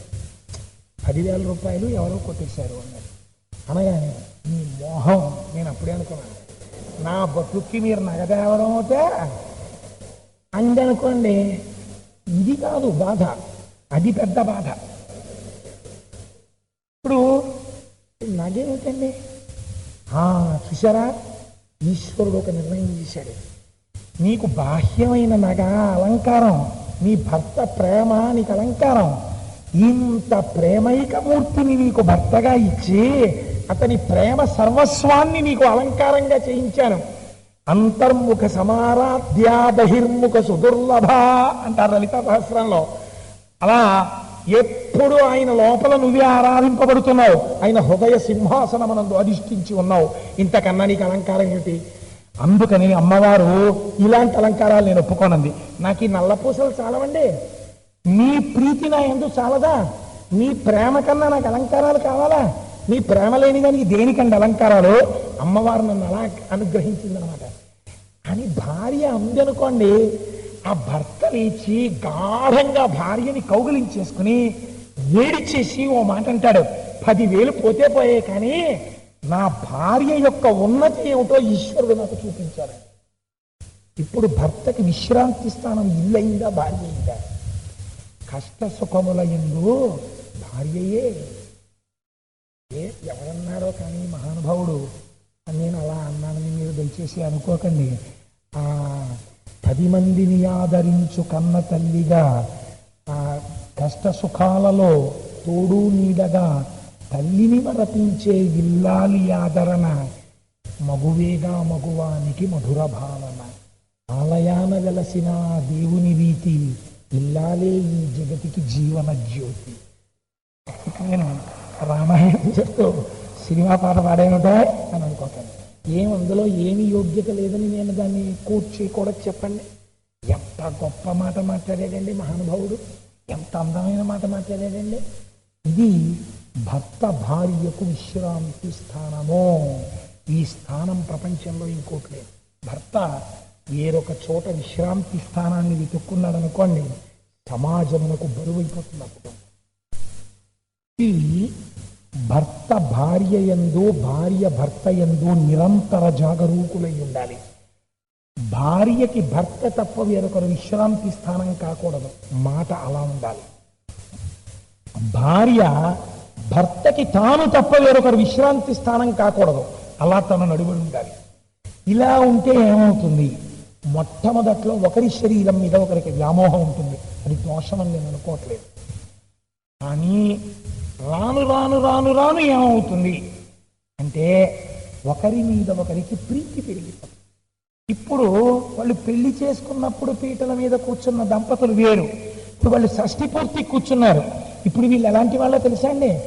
ఒక మామిడి పండు, ఒక కొత్త పిల్లి కొబ్బరి మామిడి పండు ఒకటి ముగ్గేస్తే బాగుంటుంది, ఒక 2 రోజులు పోతే బాగా ముగ్గుతుంది అనుకున్నాడు. అందుకని పరక మామిడి పళ్ళు గడ్డిలో పెడుతున్నాడు. పైన పెడుతుంటే 12 పళ్ళే కనబడ్డాయి. ఏంటో 13 తెచ్చాను 12 ఉన్నాయి, 13 తెచ్చాను 12 ఉన్నాయి. బుట్టలో చూశాడు, గూట్లో చూశాడు, బుట్టలో చూశాడు, కావులో చూశాడు, కనపడలేదు. సరే కనపడలేదు, ఏదో ఏడో విషయంలో ఉందనుకున్నాడు. ఒక 4 రోజులు పోయిన తర్వాత కింద ఉన్నటువంటి జాడీలో ఉన్న తేనె తీసి సీసాల్లో పోసుకుంటున్నాడు. తను గూట్లో పెడదామనుకున్నటువంటి కొత్త పిల్లి కొబ్బరి మామిడి పండు ఒకటి తేనెలో పడిపోయి బాగా ఆరముగ్గిపోయింది. ఆ కొత్త పిల్లి కొబ్బరి పళ్ళకి ఈ పండుకి రెండు ఒకలా ఉంటాయండి. ఇది తేనెలో 4 రోజులు మగ్గిపోయి బాగా ముగ్గింది. ఈ కొత్తపల్లి కొబ్బరి రుచి ఎక్కడా, ఆ కొత్తపల్లి కొబ్బరి రుచి ఎక్కడా? 2 కొత్తపల్లె. ఇది తేనెతో కలిసి ఉంది 4 రోజులు. షష్ఠి పూర్తి దంపతుల యొక్క ప్రీతి అటువంటిది. అది మానసికం. ఒకరి మీద ఒకరికి ప్రీతిర్భూయోభ్యవర్ధత. అయ్యయ్యో కష్ట సుఖాలలో నాతో అనుగమించింది, ఈ పిచ్చిది ఎలా బతుకుతుందో, దీనికి బలహీనత ఉందని. ఒరే మీ అమ్మ ప్రథమ కోపం, తొందరపడి కోపడుతుంది. నాన్న నువ్వు కొడుకువి, కొంచెం గుండెల్లో పెట్టి చూసుకోవాలి సుమా అని కోడల్ని పిలిచి, అమ్మ మీ అత్తగారికి ప్రథమ కోపం అమ్మా, కానీ మనసులో ప్రేమ, కొంచెం తల్లి ఈ విషయం దృష్టిలో పెట్టుకో అంటాడు. ఎందుకని? ఏమో తను ముందు వెళ్ళిపోతానేమో అని బెంగ. అప్పుడు ఉన్న వ్యామోహం ఇప్పుడు లేదు. ఇప్పుడు ఏమైపోయింది? ఆవిడ భద్రత గురించి బెంగ ఎక్కువైపోయింది. గుణాద్రూప గుణాఛాపి ప్రీతిర్భూయోభ్యవర్ధత. ఒకరి గుణముల చేత ఒకరు ఒండురుల పట్ల ప్రీతిని పెంచుకున్నారు. ఇలా సీతారాముల దాంపత్యము అభివృద్ధి పొందినది. దీనికి మూలమేది? తండ్రి తీర్పు. ఇది సీతమ్మ యొక్క నడువడి. శ్లోకం చిన్నది, కానీ రాముని విశ్రాంతి స్థానం ఎవరు? సీతమ్మ తల్లి. రాముని కీర్తి ఎవరు? సీతమ్మ తల్లి. రాముడి ప్రతిష్ట ఎవరు? సీతమ్మ తల్లి. సీతమ్మ తల్లి గురించి ఆవగించలో 6 కోట్ల వంతులో 60,000 వంతు చెప్పలేదు. 8:20 అయింది ప్రారంభం. ఏం చేయను. కాబట్టి చూడండి, అమ్మ ఇక్కడ ఒకసారి ఆవిడ చెప్పింది, అక్కడ జనకుడు చెప్పాడు. ఈమె అథమే కుశత క్షేత్రం లాంగలా దుద్ధితామయ క్షేత్రం శోధయతా లబ్ధా నామ్నా సీతేతి విశ్రుత. ఈమె నరకాంత కాదు అని చెప్పాడు. అయోధ్యకాండలో ఓసారి చెప్పింది ఆవిడ, నేను నరకాంత కాదు, అశరీరవాణి చెప్పింది, నేను దేవకాంతని. మూడోసారి ఒకసారి చెప్పింది ఆవిడ. ఎక్కడ చెప్పింది? ఏదైనా 3 అయితే సత్యం. మూడోసారి ఇంకొకసారి చెప్పింది ఆవిడ, నేను మనుష్యకాంతని కానని. అన్యాపదేశంగా చెప్పింది. ఎక్కడ చెప్పింది? సుందరకాండలో స్వామి హనుమతో మాట్లాడుతోంది సీతమ్మ తల్లి. మాట్లాడుతున్నప్పుడు హనుమ ఒక మాట అడిగారు ఆవిడ్ని. సురాణాం వానాగ గంధర్వరక్షసాం యక్షాణం కిన్నెరాణం వాకాంస్త్వం భవసి శోభనే. అమ్మ, నువ్వు దేవకాంతవా, నరకాంతవా, యక్షకాంతవా, కిన్నెరకాంతవా, కింపురుషకాంతవా, వశిష్ఠుడిని విడిచిపెట్టి వచ్చిన అరుంధతివా, కపిలుడి మీద కోపం వచ్చినటువంటి శ్రీమతివా, లేకపోతే నలుడిని విడిచిపెట్టి వచ్చిన దమయంతివా? అమ్మా, నువ్వెవరమ్మా? నాకు చెప్పు, నిన్ను సీతమ్మ అనుకుంటున్నానమ్మా, నిజం చెప్పు అన్నారు. అంటే తల్లి తాను నరకాంతని అని పృథివ్యారాజసింహానాం ముఖ్యస్య విదితత్మనః స్నుషా దశరథస్నాహం శత్రుసైన్య ప్రతాపినః దుహితా జనకస్యాహం వైదేహస్య మహాత్మనః సీతా చ నామ్యాహం భార్య రామస్య ధీమతః అంటుంది. ఒక నరకాంత ఎలా మాట్లాడాలో అలా మాట్లాడుతుంది. పెళ్ళైపోయినటువంటి స్త్రీ దగ్గరికి వెళ్ళి అమ్మ మీరెవరు అని అడిగామనుకోండి, ముందు మామగారి పేరు చెప్పాలి. అయ్యా, నేను ఫలానా వారి కోడలండి. తర్వాత అందుకని ఆ అమ్మ, నేను దశరథ మహారాజు గారి కోడల్ని. తర్వాత నేను జనక మహారాజు గారి యొక్క కుమార్తెని. తర్వాత నేను ఈ శరీరానికి సీత అని పేరు. తర్వాత నేను అబ్బో గొప్పవాడు రామచంద్రమూర్తి యొక్క ఇల్లాలిని. చిట్ట చివర భర్త పేరు చెప్పింది. కాబట్టి ఒక స్త్రీ ఎలా ప్రవర్తించాలో అలా ప్రవర్తించి చూపించింది, అలా మాట్లాడి చూపించింది. కానీ ఇక్కడే స్వామి హనుమతో ఆవిడ ఒక చిత్రమైన మాట చెప్పింది. సమాం 12 తత్రాహం రాఘవస్య నివేశని భుంజానాం మానుషాన్ భోగాన్ సర్వకామ సమృద్ధిని. ఇదండి చాలా చిత్రమైన శ్లోకం. ఇది ఎక్కడ? ఈ శ్లోకం చూడండి ఆవిడండి, మా ఇద్దరికి వివాహమైన తర్వాత 12 సంవత్సరములు నేను రామచంద్రమూర్తి యొక్క అంతఃపురమునందు ఉన్నాను. ఆ 12 సంవత్సరములు మనుష్యులు అనుభవించేటటువంటి సర్వభోగములను నేను అనుభవించాను. ఈ మాట ఏమిటండి అసలు? కోటేశ్వరారు మీ ఇంట్లో అన్నీ ఉన్నాయా అండి అన్నారు అనుకోండి. మనుష్యులు అనుభవించు భోగములనన్నిటినీ నేను అనుభవించి తిని అన్నాను అనుకోండి. అది మీరు మనిషి గారేంటి? మనుష్యులు అనుభవించే భోగాలు అనుభవించేది? మీరేం దేవత, రాక్షసుడా? లేకపోతే ఏమనాలి? నేను భోగాలన్నీ అనుభవించాను అనాలి. ఆవిడ అలా అంటలేదు. భుంజానాం మానుషాన్ భోగాన్, మనుషులు అనుభవించే భోగాలు నేను అనుభవించానంటాడు. మనుషులు అనుభవించే భోగాలు నేను అనుభవించానంటే నువ్వు మనిషిని కావా? కాను. సత్యమే. ఇతపూర్వమే చెప్పిందిగా, తను మనుష్యకాంత అయితే ఒక మనుష్యుడికి జన్మించాలి. మనుష్య స్త్రీగా కనపడుతోంది, కానీ మనుష్య స్త్రీ కాదు. సీతమ్మ సాక్షాత్ పరాశక్తి, మాయాస్వరూపిణి. అందుకే సుందరకాండ పేరు దగ్గరికి వచ్చేటప్పటికి మహర్షి రామాయణాంతర్గతమైన పేరు పెట్టలేదు. బాలకాండ రాముడి బాల్యం చెప్పిందానండి, లేకపోతే ఇంకో కారణం చెప్పండి. బాలకాండ. అయోధ్యకాండ అయోధ్య గురించి చెప్పింది కాబట్టి. అరణ్యకాండ అరణ్యంలో జరిగినటువంటి విశేషాలు చెప్పింది కాబట్టి. కిష్కింధకాండ కిష్కింధలో విషయాలు చెప్పింది కాబట్టి. యుద్ధకాండ యుద్ధ విశేషాలు చెప్పింది కాబట్టి. ఉత్తరకాండ తదనంతర విశేషాలు చెప్పింది కాబట్టి. సుందరకాండ ఎలా? సుందరే సుందరో రామ సుందరే సుందరీ కథ సుందరే సుందరీ సీతా సుందరే సుందరం వనం సుందరే సుందరం కావ్యం సుందరే సుందరం కపి సుందరే సుందరం మంత్రం సుందరే కిమ్న సుందరం అన్నారు.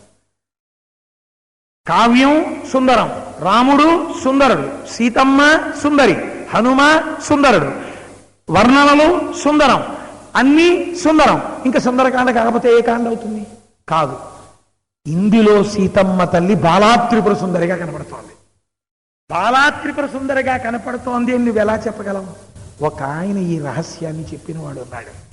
ఎవరు? సీతమ్మ రామచంద్రమూర్తితో వెడితే రాముడు సంతోషంగా ఉన్నాడని చెప్పిన పెద్దలు ఎవరైనా ఉన్నారా? లేకపోతే అక్కడికి వెళ్ళి ఆయన బుర్ర తినేసిందా? అంటే ఏమంటే ఏమిటండి మనకి కష్టాలను ఎప్పుడైనా అందా? ఎప్పుడూ ఆయనకి విశ్రాంతి స్థానంగానే ఉందా? అంటే ఈ మాటలు చెప్పాలంటే ప్రతి వాళ్ళు ఎలా సరిపోతారండి? దానికి ఒక పెద్దరికం ఉన్నవాళ్ళు చెప్పాలి. సుమంత్రుడు చెప్పాడు దశరథుడితో. దశరథుడు అడిగాడు, నా కొడుకు సంగతి వదిలేయి, యవ్వనంలో ఉంది నా కోడలు, కష్టం తెలియని పిల్ల రాముడితో వెళ్ళింది, బాధపట్టలేదు కదా అన్నాడు. అంటే సుమంత్రుడు ఎంత అందంగా చెప్పాడో తెలుసా అండి? బాలేన రమతే సీతా బాలచంద్ర నిభానన రామ రామే యదీనాత్మా విజనేపి వనే సతి అన్నాడు. ఏమోయ్ దశరథ మహారాజా, బాలేన రమతే సీత, బాలయైన సీత, రమయైన బాల, లక్ష్మిగా ఉన్న బాలాత్రిపుర సుందరి, బాలాత్రిపుర సుందరిగా ఉన్న లక్ష్మి, ఈవిడ బాలచంద్ర నిభానన. బాలచంద్రుడు ఎలా శోభిస్తాడో అలా శోభిస్తోంది. ఏ కారణం చేత? రామ రామే యదీనాత్మ విజనేపి వనే సతి. మనుష్యులు లేనటువంటి దండకారణ్యంలో అంత ఆనందంగా ఎందుకుందో తెలుసా? పక్కన భర్త ఉన్నాడని. పక్కన భర్త ఉంటే అది అరణ్యమైనా ఆవిడకి అనవసరం. అంత ఆనందంగా ఆవిడ మాటకు ఆవిడ కట్టుబడి ఉన్నది. రాముడు అయోధ్యకాండలో సీతమ్మని తీసుకెళ్ళనన్నాడు. తీసుకెళ్ళనంటే ఆవిడ అంది, నువ్వు అయోధ్యలో ఉండు, సంతోషంగా ఉండాలి, అరణ్యం ఎందుకు నీకు, నిన్ను కష్టపెట్టకూడదన్నాడు. నేను తరచు చెప్తుంటాను ఈ శ్లోకాన్ని. ఆవిడంది, నా తంత్రీ వజ్యతే వీణా నా చక్రో వర్తతే రథ నా పతి సుఖమేదేతాయస్యాదపి శతాత్మజా. ఏమయ్యా రామా, నేను ఒక మాట చెప్తాను వింటావా? వీణ చేత్తో పట్టుకుని వీణ తీగని గోటితో దెబ్బలు కొడుతుంటే వీణ తీగ పెనగి పెనగి మోగుతుంది. పెనగి పెనగి గోటి దెబ్బలు తిని మోగినటువంటి వీణ తీగ మోగుతోందనరు, వీణ మోగుతోందంటారు. నా చక్రో వర్తతే రథ, రథం వెళ్ళిపోతున్నప్పుడు ఎగుడు దిగుడుల మీద, ముళ్ల మీద, గాజు పెంకుల మీద, రాళ్ల మీద రథచక్రాలు నడుస్తున్నాయి. రథచక్రాలు నడుస్తున్నాయి అనరు, రథం నడుస్తోందంటారు. నా చక్రో వర్తతే రథ. కష్టం రథచక్రాలు, కీర్తి రథానిది, కష్టం వీణతీగది, కీర్తి వీణది. అలా 100 కొడుకులు తెల్లవారి అమ్మ నిద్రలేచి మంచం మించి కాలు కింద పెడుతుంటే తమ అరచేతులు జాపి అరిచేతులలో కాళ్ళు వేయించుకునేటటువంటి పిల్లలు ఉన్నప్పటికీ అటువంటి 100 కుమారుల వల్ల కలిగినటువంటి సుఖం కన్నా భర్త పక్కన ఉన్నప్పుడు కలిగినటువంటి సుఖము వేరు రామా, దీనితో తుల్యము కాదు. నువ్వు ఉన్నది అయోధ్య, నువ్వు లేనిది అడవి, నేను నీతో వస్తానండి ఆవిడ. అలాగే ప్రవర్తించిందా? సుమంత్రుడు చెప్పాడు. ఇంకొక ఆయన చెప్పాడు, సుమంత్రుడు అంటేనండి ఆ ఇంటి పెద్ద కదా, అలా కనపడదు అసలు ఆయనకి సీతమ్మ, అందుకే అలా చెప్పేశాడండి అంటారేమో. మహర్షి గొప్పతనం ఏమిటో తెలుసా? సీతమ్మ రాముని విశ్రాంతి స్థానము. రాముడు అరణ్యవాసంలో కూడా ఆనందంగా ఉన్నాడు. కారణం నేనంట, మా అమ్మ సీతమ్మ అంటాను. ఎలా రుజువు చూపించగలవు? మీకు సుమంత్రుడి వాక్యం నేను ఒకటి చూపించాను, మీరు ఒప్పుకోరు. మీరు ఒప్పుకోరంటే నేను ఒక మర్యాద కన్నానంతే ఆ మాట, నేను మిమ్మల్ని తక్కువ చేసి అంటలేదు.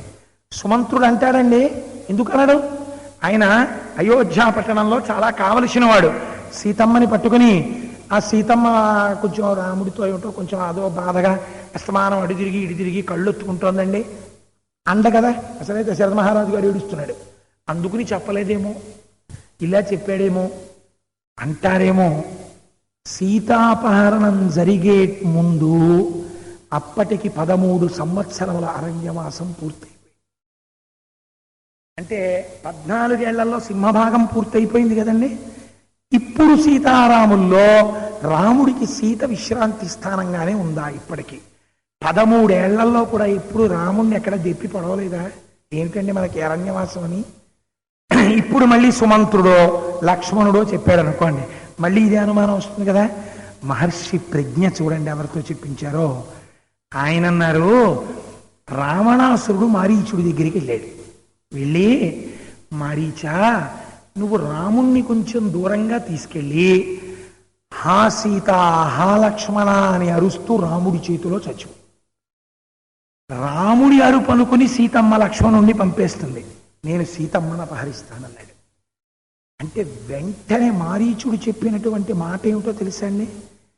యస్య సా నరసింహస్య సింహోరకస్య భామిని. అరణ్యకాండలో మారీచుడు చెప్పినటువంటి సర్టిఫికెట్ ఇది. ఎంత లాజికల్గా మాట్లాడాడో చూడండి మారీచుడు. అసలు మారీచుడు లాంటి క్యారెక్టర్ రామాయణంలో దొరకదండి. అటువంటి క్యారెక్టర్ అది. నాకు అనిపిస్తుంది అసలు మారీచుడి శ్లోకాలన్నింటి మీద ఒకసారి ఉపన్యాసం చెప్పాలంటుంది.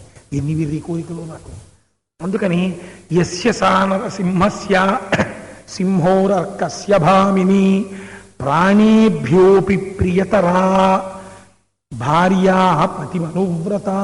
ఇది చెప్పాడు మారీచుడు. సీతమ్మ అంటే ఎవరనుకుంటున్నావో తెలుసా? ఆవిడ యస్య సా నరసింహస్య, రాముడు నరులయందు సింహము వంటివాడు. సింహాన్ని చూస్తే మిగిలిన జంతువులు ఎలా పారిపోతాయో రాముణ్ణి చూస్తే అందరూ పారిపోవలసింది. ఎందుకని? రాముడికి కోపం వస్తే ఆయన ఎవరు ఆపలేరు. ఆయనటువంటి ధర్మాత్ముడు, రాశీభూతమైన ధర్మం. ధర్మానికి కోపం రాకూడదు. అటువంటి నరసింహుడైనటువంటి రాముని యొక్క సింహోరకస్య భామిని. సింహము యొక్క వక్షస్థలం ఎలా ఉంటుందో, సింహం వక్షస్థలం మీద ప్రపంచంలో ఎవరైనా ముట్టుకుని గీరుతారండి? ఎవరైనా సింహం వక్షస్థలం మీద వెళ్ళి పడుకుంటారండి? ఎవరైనా సింహం వక్షస్థలాన్ని దువ్వుతారండి? ఆయన అన్నాడు మారీచుడు, ఆ సింహం యొక్క వక్షస్థలం మీద ఒక స్త్రీ పడుకుంటుంది. ఎవరో తెలుసా? సీతమ్మ. ఎందుకు పడుకుంటుందో తెలుసా? ఆ సింహాన్ని మచ్చిక చేసుకునే కాదు, భయపెట్టి కాదు, ప్రాణేభ్యోపి ప్రియతరా. పోన్లే పోతే పోయిందని రాముడు వదిలేస్తాడనుకుంటున్నావేమో. రాముడి ప్రాణములు వదిలిపెట్టడం కన్నా రాముడికి సీతమ్మను వదలడమే ఎక్కువ. రాముడి ప్రాణముల కన్నా సీతమ్మే ఎక్కువ. రాముడి ప్రాణాల్ని తక్కెట్లో ఓ పక్కన పెట్టి సీతమ్మను ఓ పక్కన పెట్టి, రామా ఈ రెండిటిలో నీకేది ఎక్కువ అని అడిగితే రాముడికి సీతమ్మ ఎక్కువ. ఇంత ఎక్కువైన వస్తువు జోలికి నువ్వు వెడితే, సింహము యొక్క వక్షస్థలం మీద పడుకున్న స్త్రీని నువ్వు ముట్టుకుంటే, రామచాపాశ్రయేవనే, ఎప్పుడు ఇలా పట్టుకున్న కోదండము చేత రక్షింపబడుతున్న ఏకైక స్త్రీ సీతమ్మ. ఆయన యందు అంత ప్రీతి పొంది ఉన్నది. భార్య పతిమనువ్రత. ఎలా పొందింది? మందు పెట్టిందా, మాకు పెట్టిందా? కాదు. భార్య పతిమనువ్రత. ఎప్పుడు పతిని అనుసరించింది ఆవిడ. పతిని కష్టపెట్టలేదు. 13 సంవత్సరములు రాముడు అన్నిటినీ మరిచిపోయాడంటే సీతమ్మ కారణము. ఈ కారణం చేత సీతమ్మ రాములకు ప్రాణము కన్నా ప్రియురాలు. ఆవిడ జోలికి వెళ్ళడం ఏమిటో తెలుసా? నీకొక్క మాట చెప్పేస్తున్నాను. నీకింతమంది భార్యలున్నారు, హాయిగా వీళ్ళందరితోటి ఈ పుత్ర మిత్ర కలత్రానిచ హాయిగా సంతోషంగా బతుకు. రాముడికి కానీ అపకారం చేశావా? రాముడికి వేరే అపకారం లేదు ప్రపంచంలో. సీతమ్మ జోలికి వెళ్ళడమే అపకారము. వెళ్ళిన మరుక్షణంలో రావణ నువ్వు అక్కడికి చచ్చిపో. రాముడు వెతికేస్తాడు భూమండలం అంతా, బ్రహ్మాండాలన్నీ వెతుకుతాడు. ఆవిడ అగ్నిహోత్రము నువ్వు పట్టుకోలేవు. ఆవిడ ఏం చేస్తుందో తెలుసా? నీ పాలిట మృత్యువై కూర్చుంటుంది. ఆవిడని వెతిక్కుంటూ రాముడు వచ్చేస్తాడు. వచ్చేస్తే నిన్ను చంపి వదలడం, నిన్ను, నీ భార్యల్ని, నీ బిడ్డల్ని, లంకని, నీ మిత్రుల్ని, సైన్యాన్ని కాల్చేస్తాడు.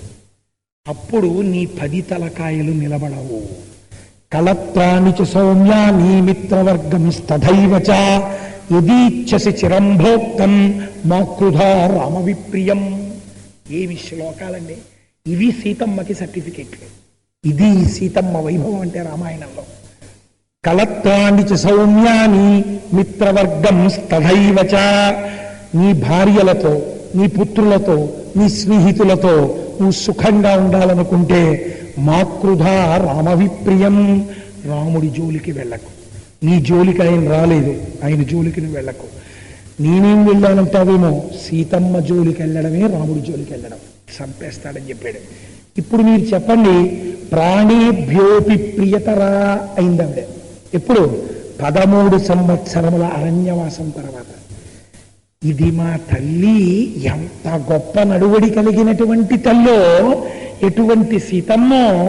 అందుకు కదండి మనం వివాహానికి శుభలేఖేస్తే జానక్యాహ కమలామలాంజలి పుటేయాహ పద్మరగాయితా న్యస్తా రాఘవమస్తకే చ విలసత్కుంధ ప్రసూనాయితా అని సీతారాముల్లా కలిసి ఉండండి అని చెప్తాం.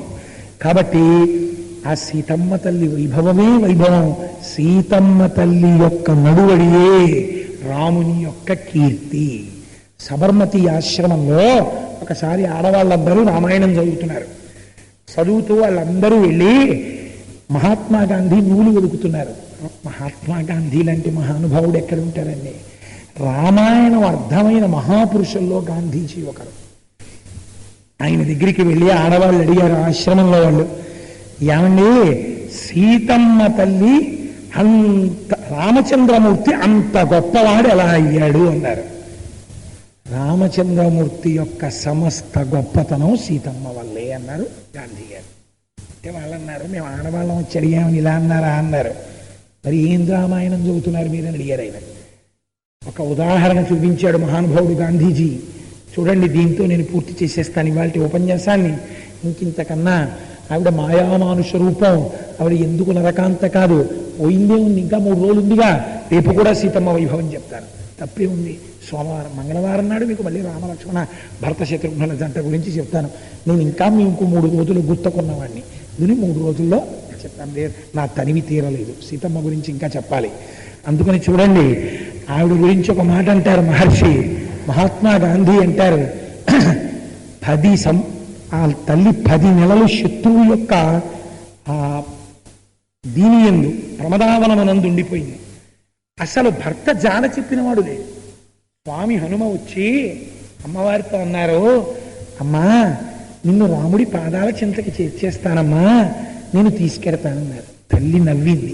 నవ్వింది, ఏమో నువ్వు పిల్లి పిల్లంటున్నావా, నువ్వు నన్ను తీసుకెడతావా, నీకింత భుజమా, దాని మీద నేను కూర్చోనా అంది. అంటే పాపం మహానుభావుడు హనుమ ఎప్పుడూ ఎవరి చేత అధిక్షేపింపబడినవాడు కాడు. మహాప్రాజ్ఞుడు, గొప్ప బలవంతుడు. మేరు మందర సంకాశౌబౌదిత్తానల ప్రభ అగ్రతవ్యవతస్తే చా సీతాయా వానరోత్తమ. మేరు మందర పర్వత శిఖరములు ఎంతెత్తుంటాయో అంతెత్తు పెరిగిపోయి నించున్నారు. నించుంటే అమ్మా రామ్మ తీసుకెళ్ళిపోతానన్నారు. అంటే సీతమ్మంది, భర్తుభక్తిం పురస్కృత్య రామధన్యస్య వానరా నస్పృశామి శరీరంతో పుంసో వనర పుంగవా. నాకు స్పృహ ఉండగా తెలిసి తెలిసి రామచంద్రమూర్తిని తప్ప అన్య పురుషులను నా చేతితో నేను తాకను. ఏమమ్మా మరి రావణాసురుడు జుత్తు పట్టి తొడ మీద కూర్చోబెట్టి ఎత్తుకొచ్చినప్పుడు అప్పుడు నేను స్పృహలో లేను. హారామ హాలక్ష్మణ అంటుండగా ఆ ధూర్తుడు అపహరించాడు. ఇప్పుడు నేను స్పృహలో ఉన్నాను.